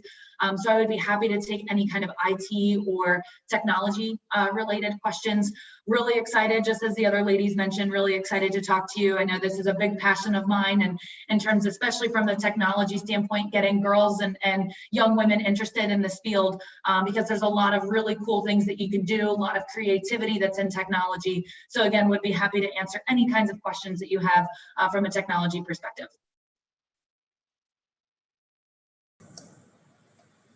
Hey everyone, I'm Mariah Digway. I work at PricewaterhouseCoopers, an accounting firm. I work in our tax department. When people think of taxes, they just think of the literal tax return, but I do a lot of other things besides filling out forms. I work with both large and small companies, startup companies, companies that have been here for a long time. The part that I enjoy the most is when new tax laws come out and helping our clients apply those to their specific cases. So I'm happy to be here and happy to answer any questions you may have. Awesome. And you ladies have already started submitting questions, because how amazing is this panel today? I'm so happy to be in this virtual space with all of you. So first question is, and anyone can actually answer, and we'll see if anyone has any things to add, but what career options that can combine both art and STEM? So I think one of our attendees has an interest in both. Do any of your fields really combine the love of art and kind of STEM together? I'll take the first stab at that question. So from a technology perspective, one of the fields that you could consider is called user experience. User experience is a form of, from a technology perspective, of as a person who's using a website or using a different application, what's my experience of working with that and how can I make that the most efficient? So from a combination of STEM, you're combining the T of STEM, the technology side, as well as the art, because you're talking with people and figuring out how can I best design my website so that I can make users happy with it and then it also looks good. So from that standpoint, you would work with a lot of people who would be coders and developers and making sure that they're designing and building the things that you're creating. And it allows you to kind of play in both the technology and in the art space. So I would definitely look up user experience. There are some colleges and universities, if you're considering a major, that actually offer user experience as a major. Or the other option would be to look down like a technology type of path, like an IT or a computer engineering type of route, where you can also kind of combine some of those art and design aspects as well. So that would definitely be one area. Again, from a technology perspective, there's a lot of creativity options, but specific to art, that would be one way that I see a lot of people that I work with kind of combine that art and technology side. I think similarly, from our side of things, as you think about creating product design, yes, there's the science in terms of the chemical combination or the engineering in terms of the package structures ability, but the art aspect of it is all the sensorial and design pieces that have to come into it as well. So designing a package prior to actually creating it through the engineering of the components, or designing a product feel, sensorial aspects of look, color, touch. I mean, think about every time you use a product, all the elements that are very tangible and sensorial about them are the art that have to be put into the product design as well. So similar terms of user experience that we use in the tangible world of the product design, and the combination of the art that needs to come into it from the human emotional elements of it, but also be combined with the functional technical elements that the science portion brings into it. So there's really a lot of room for art to come into STEM world in a lot of different design and manifestations of those products and technologies to different people. That's awesome. I think that's something we often don't think about. Like, how do we combine our two favorite loves? So I think that's a great answer to the question. Thank you both. Another question: what would you recommend a student who does not know which major or field to choose? I think this is probably one of my favorite questions to get when it comes to career and conversations. What would you recommend a student who doesn't know what major or field to go into at the moment? You can go, Mariah. Mm-hmm. Take it. I would just start thinking about little things that you like to do, everything. Like, what makes you happy? What throughout your day, what do you find yourself doing? And then start researching like what jobs correlate with things that make you happy. I would say start asking your parents how they found their job, your friends' parents. Even when you start college, you still don't necessarily have to know, but I would suggest at least finding the school that you're interested in. So I knew that I was interested in accounting, but I wasn't 100% sure that I wanted to. So when I started school, I joined the College of Business. And with that, you have a bunch of general classes that you're going to take your first year. And that kind of helped me more direct, like, okay, I like accounting, I like marketing, and that made me further look into those routes. So first step is just starting to find what are things that you like to do, and then researching how you can find a job that correlates with that. That's great. I definitely think that's awesome advice. Anything else to add, or you all agree? All right. You mentioned. Sorry. Can I add one thing to that? Yeah, go ahead. I think I'd love to build on what she said is find things that you love, but it's interesting. It's kind of related to the first question. At that point, when I was headed into college, I really wanted to go into arts. And my father had said, but I recognize that you're really strong in science and math. Have you ever thought about that field? I know it may be something I wasn't initially passionate about, but he recognized that strength in me. So always take the feedback of others of what they see as your strengths as well, and consider that along with your passions. And what I did is I pursued that career path through college and into my job now. And I found the art inside the science. So they don't have to be exclusive. They can be combined. So always take the feedback from others too, as you're thinking through this. I would add the same comment for medicine. There's a lot of the art of medicine, and there's a lot of opportunities to do, to be creative and not just think, oh, I have to be good at math and science, and that's the only people that become doctors. That's not necessarily true. A lot of my friends were literature majors or language majors or different majors, and they also had a passion for medicine, so they didn't let that detract them. That's all great advice, ladies. This is awesome. In that same realm, we've talked about kind of majors and things of that nature. Are there types of colleges that these ladies should look into when you recommend STEM? So it gave state or public as examples, but maybe just in a general, what would you recommend? I know that's kind of a general question, but for fields in STEM and college choices.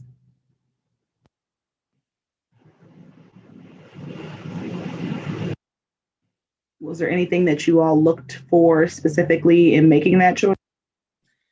Yeah, I can kind of take that question. Obviously, I'm a little bit biased in the fact that I went to the University of Cincinnati, so I love UC. I'm a big Bearcat. We had a good win yesterday. I'm very excited about that. So when I was looking at colleges a long while ago, I knew that I wanted to go into STEM. And so some of the things that I was thinking about is maybe not necessarily the specific majors, but what is that college going to offer me that I'm looking for from a learning and an experience perspective?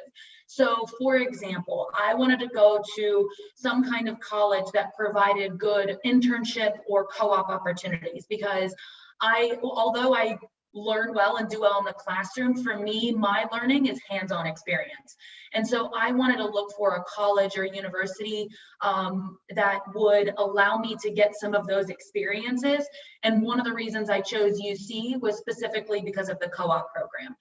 So as you're thinking about the different types of options, think about, in addition to the major, what are some of the opportunities that college or university could provide me to help enhance my education outside of the classroom? So that's maybe one thing to think about. Anymore, most universities, community college, state schools, private schools are going to offer some kind of STEM fields. So that's why I suggest maybe taking a look at some of the major options and then looking at some of those other types of collegiate experiences as well that you can factor into your decision. Awesome. Any other advice? I thought was great. And I'm biased too because I went to UC as well. So, but there are so many other places as well that have co-op programs, and they may be the right fit for you as well. Did you have something, Connie? Yeah, sorry, UC alumni. So I'm not jumping on the bandwagon from that perspective. What I really wanted to say is you need to kind of do a reflection on yourself too. What kind of environment are you looking for?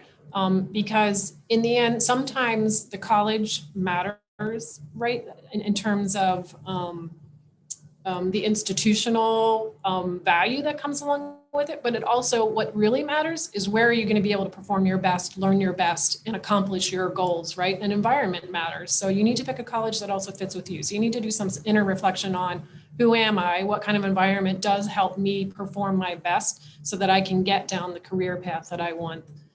So I think that's an important element. And I think that was already mentioned previously too. Think about the environment that college is going to provide you as well, not just the name of the college. Awesome. That's a great advice. We have another question. It's kind of for you, Connie, and there's other people that can also add. So what's your favorite part about research and development?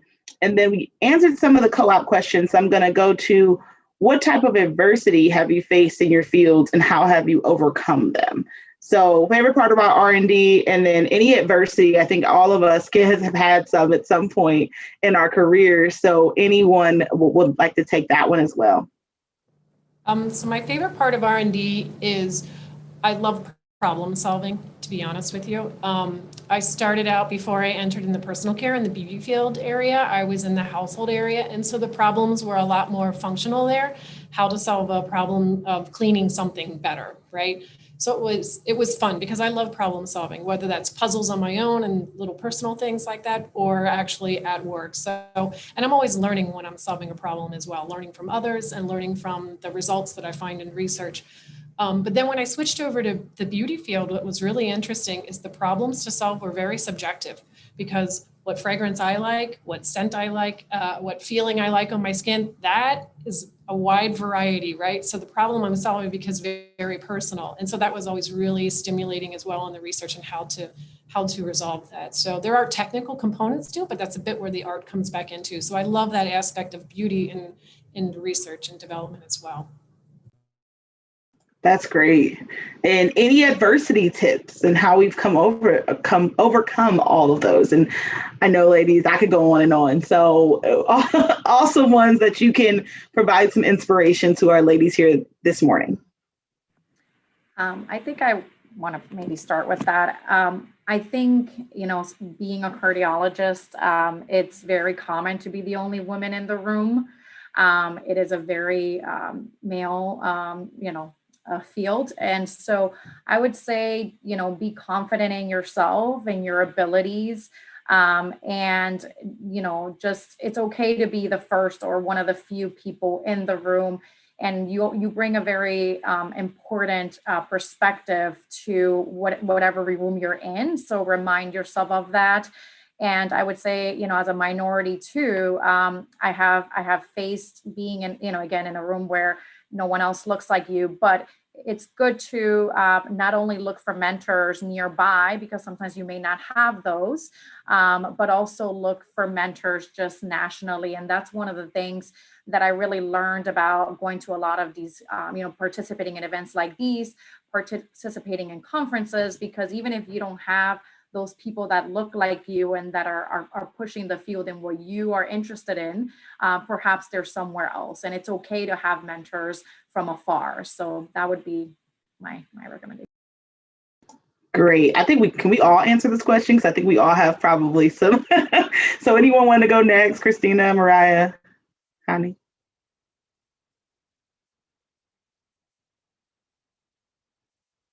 Mariah, if you want to go next, I know I've been chiming in on a lot of questions. Go right ahead. Yeah, just to add to that, I think my first year at PwC, I kind of struggled with being the only woman, and not only being the only woman, I was the only Black woman. So dealing with that, I think a lot of it was more so what I was thinking other people thought of me. And it really, they didn't look at me any differently. So getting a lot of your self-doubt out before you even walk through the door is what helped me succeed in like my first year. That's great. That's really great advice. Thank you. Yeah, I would say for me, kind of reflecting back on my time at GE, one of the things that I've really appreciated about GE is the fact that they have a women's network, and in fact have a lot of other affinity networks as well. So whether it's our Asia Pacific Forum or our African American Forum or our GLBTA, people with disabilities, I could go on and name a whole bunch of them, but I felt like for me, joining some of those affinity networks allowed me to meet and connect with people across other organizations, as well as hear from and learn from other people of what they have done. So I would definitely agree with some of the mentor opportunities and finding people that are like me and not like me, just to mentor me kind of through my career. That's definitely one way that I've kind of jumped from my different roles is finding people and networking with people. But I also 100% agree on the confidence factor as well. So as I'm entering rooms, I, again, in IT, have been with people where it's all guys and me in a room. And I just have to make sure that I come prepared. I come with my data points. I come knowing that I did my research in advance and that I am confident in some of the ideas that I'm bringing to the table. And that's just one kind of own internal hump that you got to get over and enter that room confidently. So that's definitely what I would recommend. One, kind of finding that internal confidence, and then also finding mentors and connecting across different organizations, and finding people that are one like you, but then also that are not like you, that can provide those outside perspectives as well. That's great. Anything different, Connie, that you would like to add? The point, I think the confidence point is absolutely critical. And don't be confused. Confidence shows up in a lot of different ways. You don't have to dominate the conversation to show confidence. You have to trust yourself, know your topic, and speak when it's relevant, right? So don't let the outward expressions of how you may feel and look different, within a room of people. Don't let that create a bigger portion of you and your self-doubt. Let your confidence come through, but it can show up differently. Because I'm a shy person. That was the thing for me. I was a shy person. So it took a lot for me to be able to speak up in the mixed crowds, right? Of where I felt like I didn't have the expertise, or I didn't have the length of time in the job, or I looked different, right? I work with them at points in my career. I worked with different types of people from all around the world. And so we were all speaking different languages as well. So that can be intimidating. But the point is, have your confidence, know what you need to speak about, right? And say it when it's important. That's great. That's awesome advice. All right. We have a ton of questions and not a ton of time. So we're going to do like a spitfire, questions. All right. So one question would be, what kind of jobs can nutritionists do? And maybe where can nutritionists work? Maybe a better way to put that, if you want to be a nutritionist. So does anyone want to answer that one really quick? Definitely in the medical field. So you can be either in the outpatient setting or in the inpatient hospital setting. You can definitely get a job as a nutritionist, as important in both. In fact, we have a nutrition program as part of the Women's Heart Center because it's such an important part of heart health. Yep, that's a great answer. Yeah, a lot of places. There are more nutritionists in all of these fields more than you will know. So I would say in the less obvious places, maybe in the product development fields as well for nutrition, right? So how to create products for that purpose too. Oh, thank you, Connie, for adding that. That's perfect. What are some careers that I could do to combine agriculture and STEM? Anyone?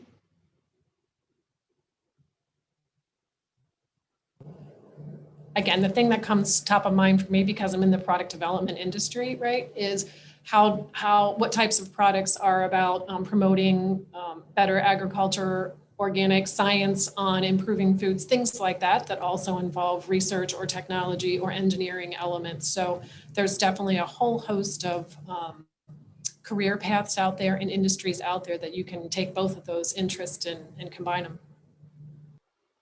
Awesome. What is a good, and sorry, I'm just trying to get as many done in the 3 minutes. What's a good major for someone that is interested in science, but does not necessarily like the research and experiment part? I might be able to actually answer that. I love research, but I really enjoy the public health part of public health. And that's kind of what I do every day. So I utilize all the science that the researchers and experiments, and I use that and put it into practice. So that's how we all work together in this kind of translational science. I had the awesome opportunity to have a research background, but that's literally not what I do every day. I'm able to work with researchers for what you see today coming out when I talked about tobacco, when I talked about heart health. I don't know. I feel like that was the easy one for me to answer. So there's ways for you to maybe not. I originally thought research was, bench research. That's it in a lab. And there are so many other types of research, and that may be something you want to take away from today to learn about community-based participatory research, to learn about action research, and think about other steps of research and how teams are formed. So that's that question. And then we only have time for one more question. And it is, what is the best piece of advice that you've ever been given? And I think that's a really good one to end us today, ladies. I was like, what's the best piece of advice that someone's ever given you? And we're going to give that gift to all of the ladies here today. So whoever would like to start. I can go real quick. Just always speaking up for yourself was my best piece of advice, because no one knows what you want more than yourself. So speaking up for yourself. I would say the best piece of advice that I've been given, especially more recently, is your plan is probably not going to go, you're never going to follow your plan, right? I've been asked in interviews all the time, where do you see yourself in 5 years? And if I were to go back and think about where I was in college and answer that question, it would be totally different than what I'm doing today. So when thinking of a plan is always helpful because it gives you that guidance in the direction of where you might want to go. But at the same time, don't be afraid to take opportunities that don't fit in the plan, or don't call yourself a failure if your current plans aren't going the way that they should. So as I've looked back at my time, both in college as well as in my career, just take opportunities, and it's okay to change your passions. It's okay to change direction. Think of plans as guidance as opposed to sticking to it properly. So that would be my best piece of advice, especially more recently that I've been given. Awesome. That's great advice. Yeah, I agree. I agree 100% with you, Christina. Follow your passion. Don't let anyone derail if that is your true passion. If for some reason someone's like, oh, I'm not sure you're good enough or you have good enough scores to be a doctor, don't listen. If you work hard and you're passionate, you will get to where you want to get to. I'm living proof of that. And it's true, life is what happens when you're busy making plans, because I never thought that I would have this opportunity. But when you work hard, when you're passionate about what you do, doors will open in these very nice ways. And I've always heard people say that. I'm like, oh, that's not true, but it is, because once it happened to me, I'm like, oh, I guess, I never would have thought I would end up doing what I'm doing now in this capacity. So just, hard work and passion will get you really far. Great advice. And last but not least, I'm inspired. I'm going to start over and take a new career. Yeah, I don't have much to add on top of all those wonderful pieces of advice, because they've all been given to me. And I agree with absolutely one of them, especially the one about you can make a plan, but don't expect it to go as you had hoped, right? Life's going to throw you lots of good and bad curveballs. So be prepared to pivot. And I'd say the one thing we didn't get to talk about today, piece of advice, is that you can be a mother and have a family and have a career. It takes a lot of hard work and dedication, but if that's your passion, you can do it. You have to keep your health up. You have to stay organized, but you can do it. So we didn't get opportunity to talk about that today, but I think that was a piece of advice that I really took to heart too. So Thank you so much. And I'm glad you were able to mention that. Ladies, you know what to do. You're already flooding the timeline with the thank yous. Thank you, thank you, thank you. These are like the best ladies ever. We're just going to do this more often because they have been engaging in this chat. And thank you for saying thank you to all of our amazing panelists today. These ladies have to go back to running this amazing world because we already know girls from the world. We already know that. So they have to keep doing that. So thank you all for being on our panel today and have a heart healthy day. Talk soon.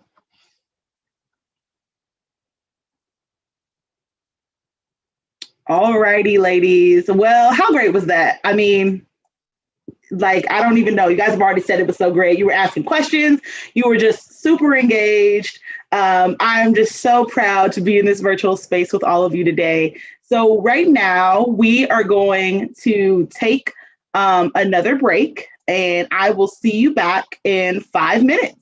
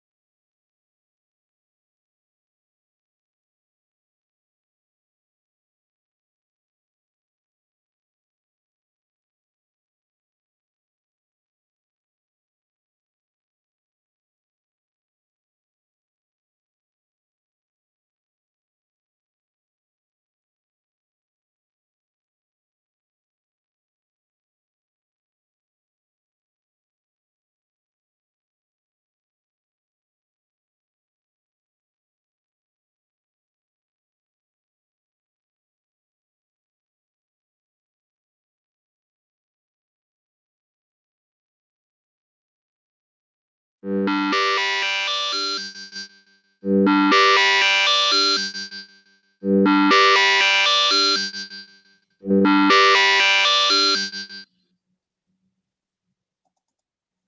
right, ladies, we're back. I hope you all enjoyed a little break. We are now in the home stretch. Well, before we go to that, I mean, just how awesome were those panelists? I am extremely inspired by all of their stories and also inspired by how awesome you all were. You were engaging in the chat with the panelists. They were typing and they were trying to respond to you vocally. It was just a lot going on, but it was great. So I'm so glad you were able to really talk to them and really engage and ask your great questions. I'm so sorry that we weren't able to get to all of them, but I do think we were able to really learn some new things from our panel. So next, I want to know, have you ever used Scratch? So we're going to watch a quick tutorial and give you some time to create your own virtual pet.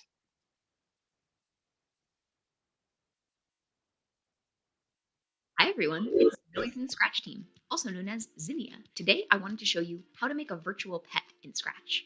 A pet you can interact with, take care of, give food to. In this tutorial, I'll show you how to make a virtual pet simulator where you can introduce your pet, animate your pet, feed your pet, and keep track of how hungry your pet is. Let's get started. So first, let's pick a pet and introduce it. You could draw your own pet, you could upload an image, or you could pick one of the characters we have in Scratch by clicking this button that says Choose a Sprite. You could pick any pet you want. You could have a pet dragon, or a pet rock, or a pet dog. I will have a pet hedgehog. And let's also choose a backdrop. It can be anywhere you want. I will pick the garden rock. So to introduce our pet, let's have our pet say something. In the looks category, you can drag out a say block and write something for your pet to say. And it would be nice if it did this whenever we click the green flag, so we can add a when green flag clicked block on top. Nice. Next, let's animate our pet so that it can do a little animation like this. To animate a character in Scratch, you can make it switch between different poses with this switch costume block. So if I drag out 2 switch costume blocks and pick different poses, I can make it animate between them. Let's connect these blocks by adding a wait block in between. I'll have it wait 0.2 seconds. Nice. It would be cool if we could get it to repeat this animation, and in Scratch that's really easy. Just use a repeat loop. I'll make this repeat 2 times. Okay, it repeated, but it looked a little glitchy because it needs to wait after it switches to this costume too. So let's add another wait block. Almost done with our animation. To finish it off, let's also make it play a sound. You can just go to the Sounds tab and click the Choose a Sound button and then pick whatever sound you want. To make it play the sound, we just need to add a Start Sound block on top. Nice. And let's also add a When this sprite clicked block, so that we can make it play this animation every time we click the sprite. There we go. Now you've animated your pet. Next, let's feed our pet.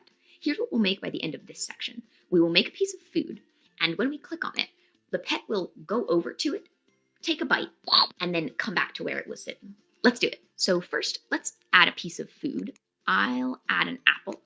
Let's drag out a When this sprite clicked block because we want to click on the apple and make the hedgehog come over to it.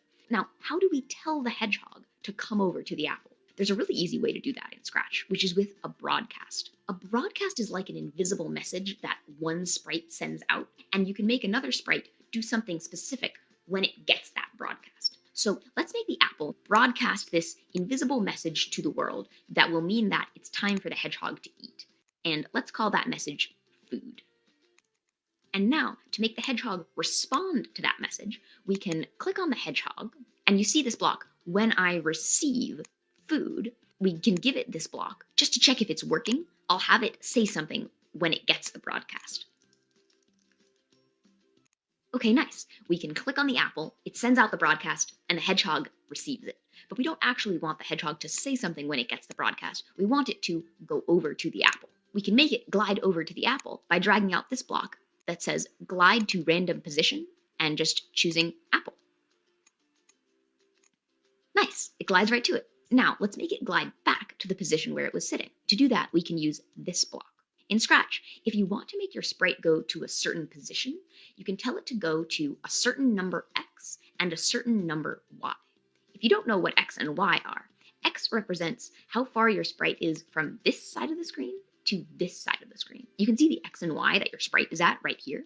So over here, X is really big, like 240. And if you bring it this way, X is a little lower, like 100. X is 0 if you're in the middle of the screen. And if you go over here, X gets lower than 0 and becomes a negative number, like negative 100. And then Y represents how high up your sprite is. Like if you're up here, Y is 180, and Y is 0 if you're in the middle. And if you go below the middle of the screen, Y is a negative number. Now, here's a handy trick for having your sprite glide to the X and Y that you want.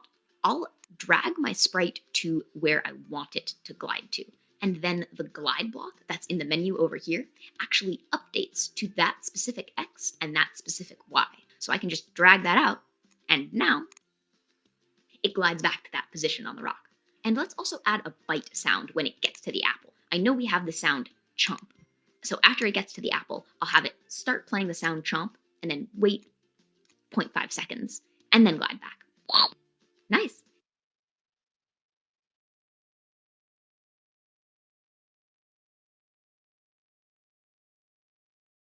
All right, so we watched the tutorial. I didn't really take notes, but I was like trying to pay attention. So I think I got it. I don't think I'm going to make a hedgehog though. I'm going to figure out what I want to make. So you all will have 15 minutes to create your own virtual pet. So we may not be able to get it done and do all the animations in that time, but you can definitely bookmark the site and go from there. So let us know in the chat box what you choose for your pet and the pet snack. And I don't know what I'm going to do. Maybe, well, my name's Angelica, so I'm going to do maybe like a jellyfish. And I don't know what I wanted to eat yet, but I'll let you know when we come back. So get making your virtual pet, and I will see you in 15 minutes.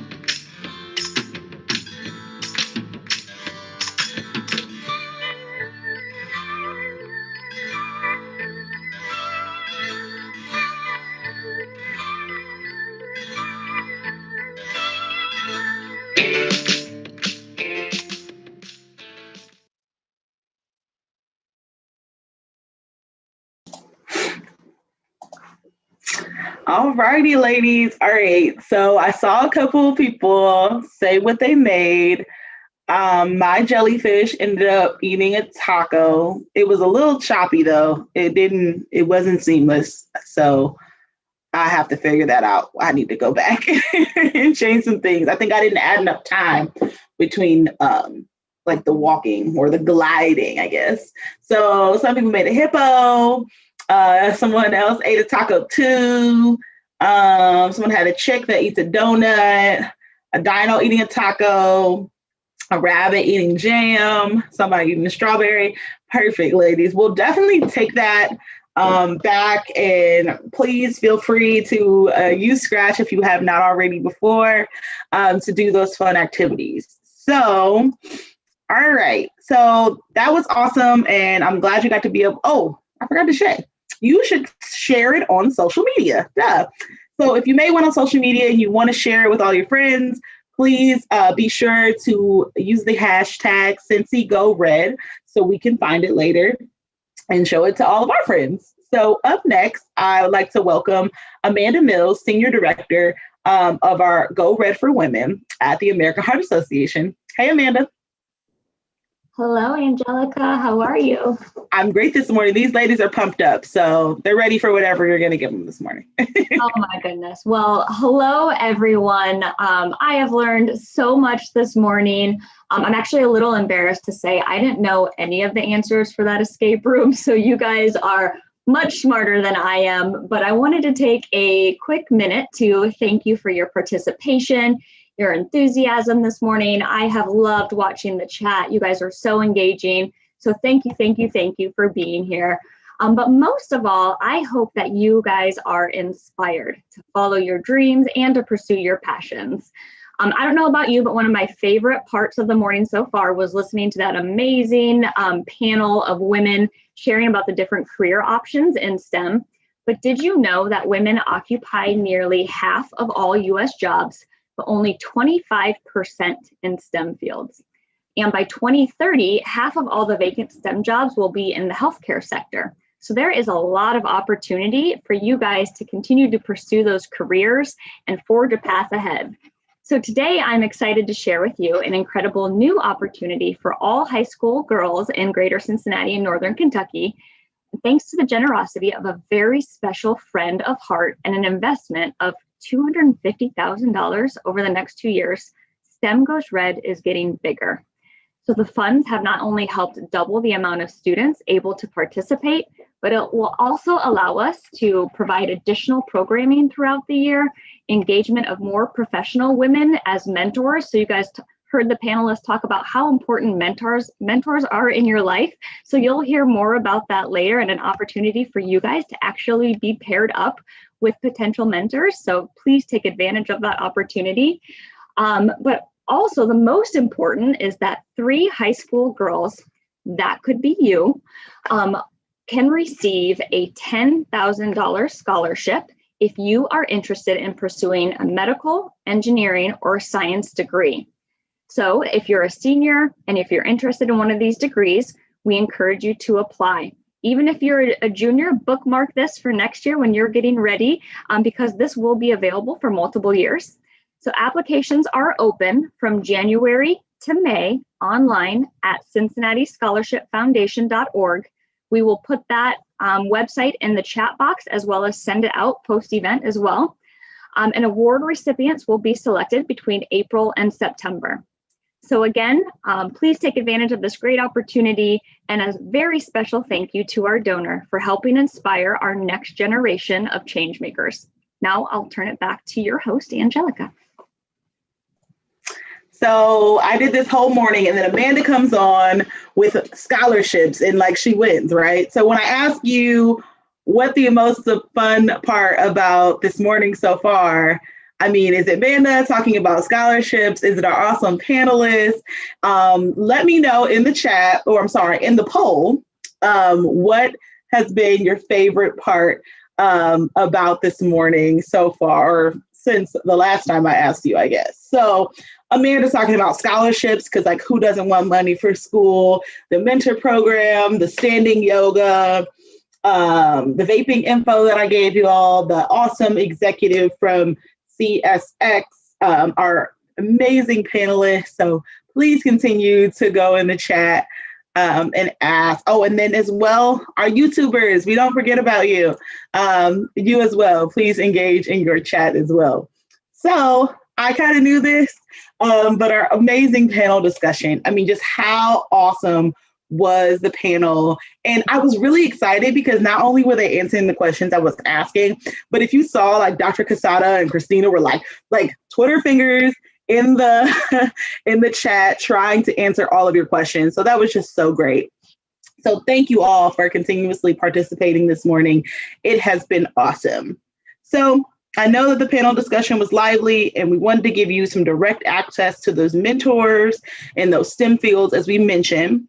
Please welcome Caitlin Clipp from United Healthcare to learn more about our new STEM Goes Red mentor program that Caitlin helped launch in the STEM Goes Red in Greater Cincinnati 4 years ago, and United Healthcare has been the sponsor every year. So thank you for bringing this program to life. And here's the video.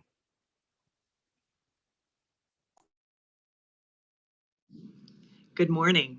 My name's Caitlin Clipp with United Healthcare, and I think it's so important for all of you to be learning about your career options early. Thank you for your time today. I know that women are incredible leaders, and those of you participating in today's programs will be one of those leaders of tomorrow. Today, I'm excited to announce our new STEM Goes Red mentor program. In the past, our speed mentoring program has been a fan favorite for participants and mentors alike. But today, we wanted to give you a chance to connect with someone on a longer term basis digitally in a very safe environment. Some of my mentors are my closest friends and advisors and have helped me through my toughest times. I know they can do the same for you. You will receive a survey after today's event with an option to sign up for a mentor. You'll be matched with someone for a 5-month program that begins in January and ends in May. You'll meet about once a month for approximately an hour, depending on your schedule, and you'll have a chance to meet with some of the most amazing women in our community. Volunteers from companies like COW, Cintas, the Christ Hospital Network, Procter & Gamble, 8451, GE Aviation, Messer, Ohio Financial Services, and many, many more. The American Heart Association will also provide resources and topics for each of these discussions, but you can ask your mentor any kind of question. You can talk about their job, their education, how they interviewed for jobs and what they looked for, maybe balancing a successful career with a family. You name it, it's your time to spend with them. They are volunteering their time to help you reach your true potential. I'm so proud to be a part of sponsoring this program and hope you will take advantage of it. I wish I'd had something like this when I was growing up. Be on the lookout for that survey and have a wonderful day. All right, so I am with Caitlin on this. I wish there was something like this when I was in high school. I did not have all of these opportunities, but it's great. And it's women like Caitlin and all of our panelists today that create these opportunities because we didn't have them. So we want to kind of give back and make sure that we are providing them for you. And then you will do the same for the generation after you to come. So I've seen a list of mentors, the individuals that are volunteering, and believe me, you do not want to miss out on this opportunity. It is definitely going to be a great experience. Okay, so we have packed a lot into today's event. I hope you've learned something new and know the importance of taking care of your heart health starting now, if you have not already done so. So before we get to the door prizes, let's take a minute to recap. So grab a pen and paper and write these down and kind of open your computer, capture, or write your answers in the chat. All of the above are options today. So let's start with the questions. I know you guys have been engaging all morning with me, so let's keep that same energy as we wrap up today. What is one healthy habit you are going to start or keep doing? So put it all in the chat. What is one healthy habit that you are going to start or keep doing? I will say mine, and it is going to be start doing some yoga, because I really just want my neck to feel like it did when we first started, and like we did the little yoga thing. That was awesome. So a couple of you had said yoga, exercising in general regularly, sleeping more, getting 8 hours of sleep. That's a really good one, really important. Dancing, swimming, working out more, eating more fruit. That's a good one. Yeah, eating more fruit, and we'll add veggies in there too. So eating more fruit and veggies, eating a little bit more healthy. Those are all great responses. Awesome. Oh, not vaping. That's a good one. There you go. Not vaping is a good one as well. I'm going to keep doing CrossFit. Oh, you're a CrossFitter. That's awesome. So yeah, that's great responses. All right. Next question. What do you think you want your major to be if you choose to go to college? What do you think you want your major to be in if you choose to go to college? I can't see you guys. I can't see the responses. Hold on, y'all. Having a technical difficulty. Chat disappeared. Aha, okay. Biomedical science, mechanical engineering, public health, yay! Animal science, biological science. Oh, good. Chemical engineering, pediatrician, chemistry, public health, management something. That's a great one. Fashion styling, neurology, special education to become a teacher. Awesome. Automotive engineering, health science, engineering, electrical engineering, tech in some form of tech. Biochem, engineering. Awesome. Very exciting to really encourage these STEM fields. And I think what we've learned from today is like, even if you're not 100% sure, participating in mentorship program would be a great opportunity to decide, is this for me or is it something else in this field? And just being able to learn. As you learn from the panelists, that we don't always automatically know, like, this is the job I'm going to do from when we first start. So definitely a really great opportunity to just learn more about what you're going to do. Leading into our next question, at this moment, this could change, but at this moment, what is your dream job? So let me know what your dream job is at this moment. Robotics, travel RN, anesthesiologist, psychiatrist, a physician. Gosh, you guys are so fast. A baker, maybe a professor, special ed teacher, automotive engineer, underwater welder. Awesome. A manager of a science company. You guys are responding so fast that my computer can't even keep up. Human factors and aviation, an RN, a pediatrician, neuropsychologist, digital designer, psychiatrist, pediatrician. Awesome. Florist, engineer, chem teacher. I know I'm like really behind, but you guys are responding so fast that my Zoom won't keep up with your responses. But they are great, and they're all in different fields, and they're all different things. That's so great. Something with plants, exciting. Author, awesome. Okay, so last but not least, what is something you heard today that you want to learn more about? Last question. What is something you learned today that you want to know more about?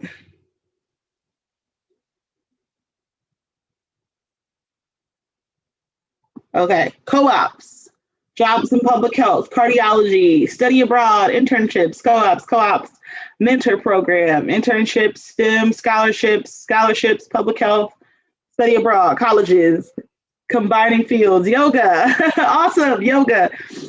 We do have some yoga videos on our AHA website in that series. So definitely look out for more yoga. And there's definitely tons of yoga resources out there too. So that's the fun one. Mentorship, scholarships, all that. So you will be getting all of that information in your follow-up email for participating today. So definitely look forward to seeing all of you participating in that. All right. So the moment you've all been waiting for, we have had a great morning. And now we're going to get to our door prizes, but not without saying thank you one more time to our amazing, amazing sponsors of today, the Christ Hospital Health Network, Kroger Health, Cal Brand or Cal, United Healthcare, 8451, and Messer. Thank all of them for being so gracious for sponsoring today's event, our virtual 2021 experience. So without further ado, I am going to get to the door prizes. All right. So while you give me your last thank you, we have a wheel of names, as you can see. And it is, well, randomly, well, obviously it's randomly, it's kind of making me dizzy, so I'm going to stop looking at it. But okay, we're giving away 3 $50 Amazon gift cards today. Now, who doesn't love shopping on Amazon? I probably do a little bit more than I should, but it's fine. Today, the three of you are going to get Amazon gift cards. So if your name is, if we draw your name, be on the lookout for an email from us, and we will need to get your address to get you your prize. So you can use this gift card to do anything. You can buy some heart health goodies. You can buy some snacks. You can do whatever you want, obviously, because it's your $50 Amazon gift card. So it is time to call the first winner. Okay, I really can't look at that. It's really looking at the computer screen for too long. Does that say Elise? Yay! All right. Okay, yeah, don't lose hope. Don't lose hope. There's 2 more. So Elise, I think you have to put your email, or they'll send you an email and to see if you're still on here. All right. Let's say Kaylee Cook. Woo! Oh, and it claps too. It spins and claps. Okay, this is great. All right, last but not least. Okay, why do I keep looking closer when I know? Okay. Lily! Wait, no. Lily!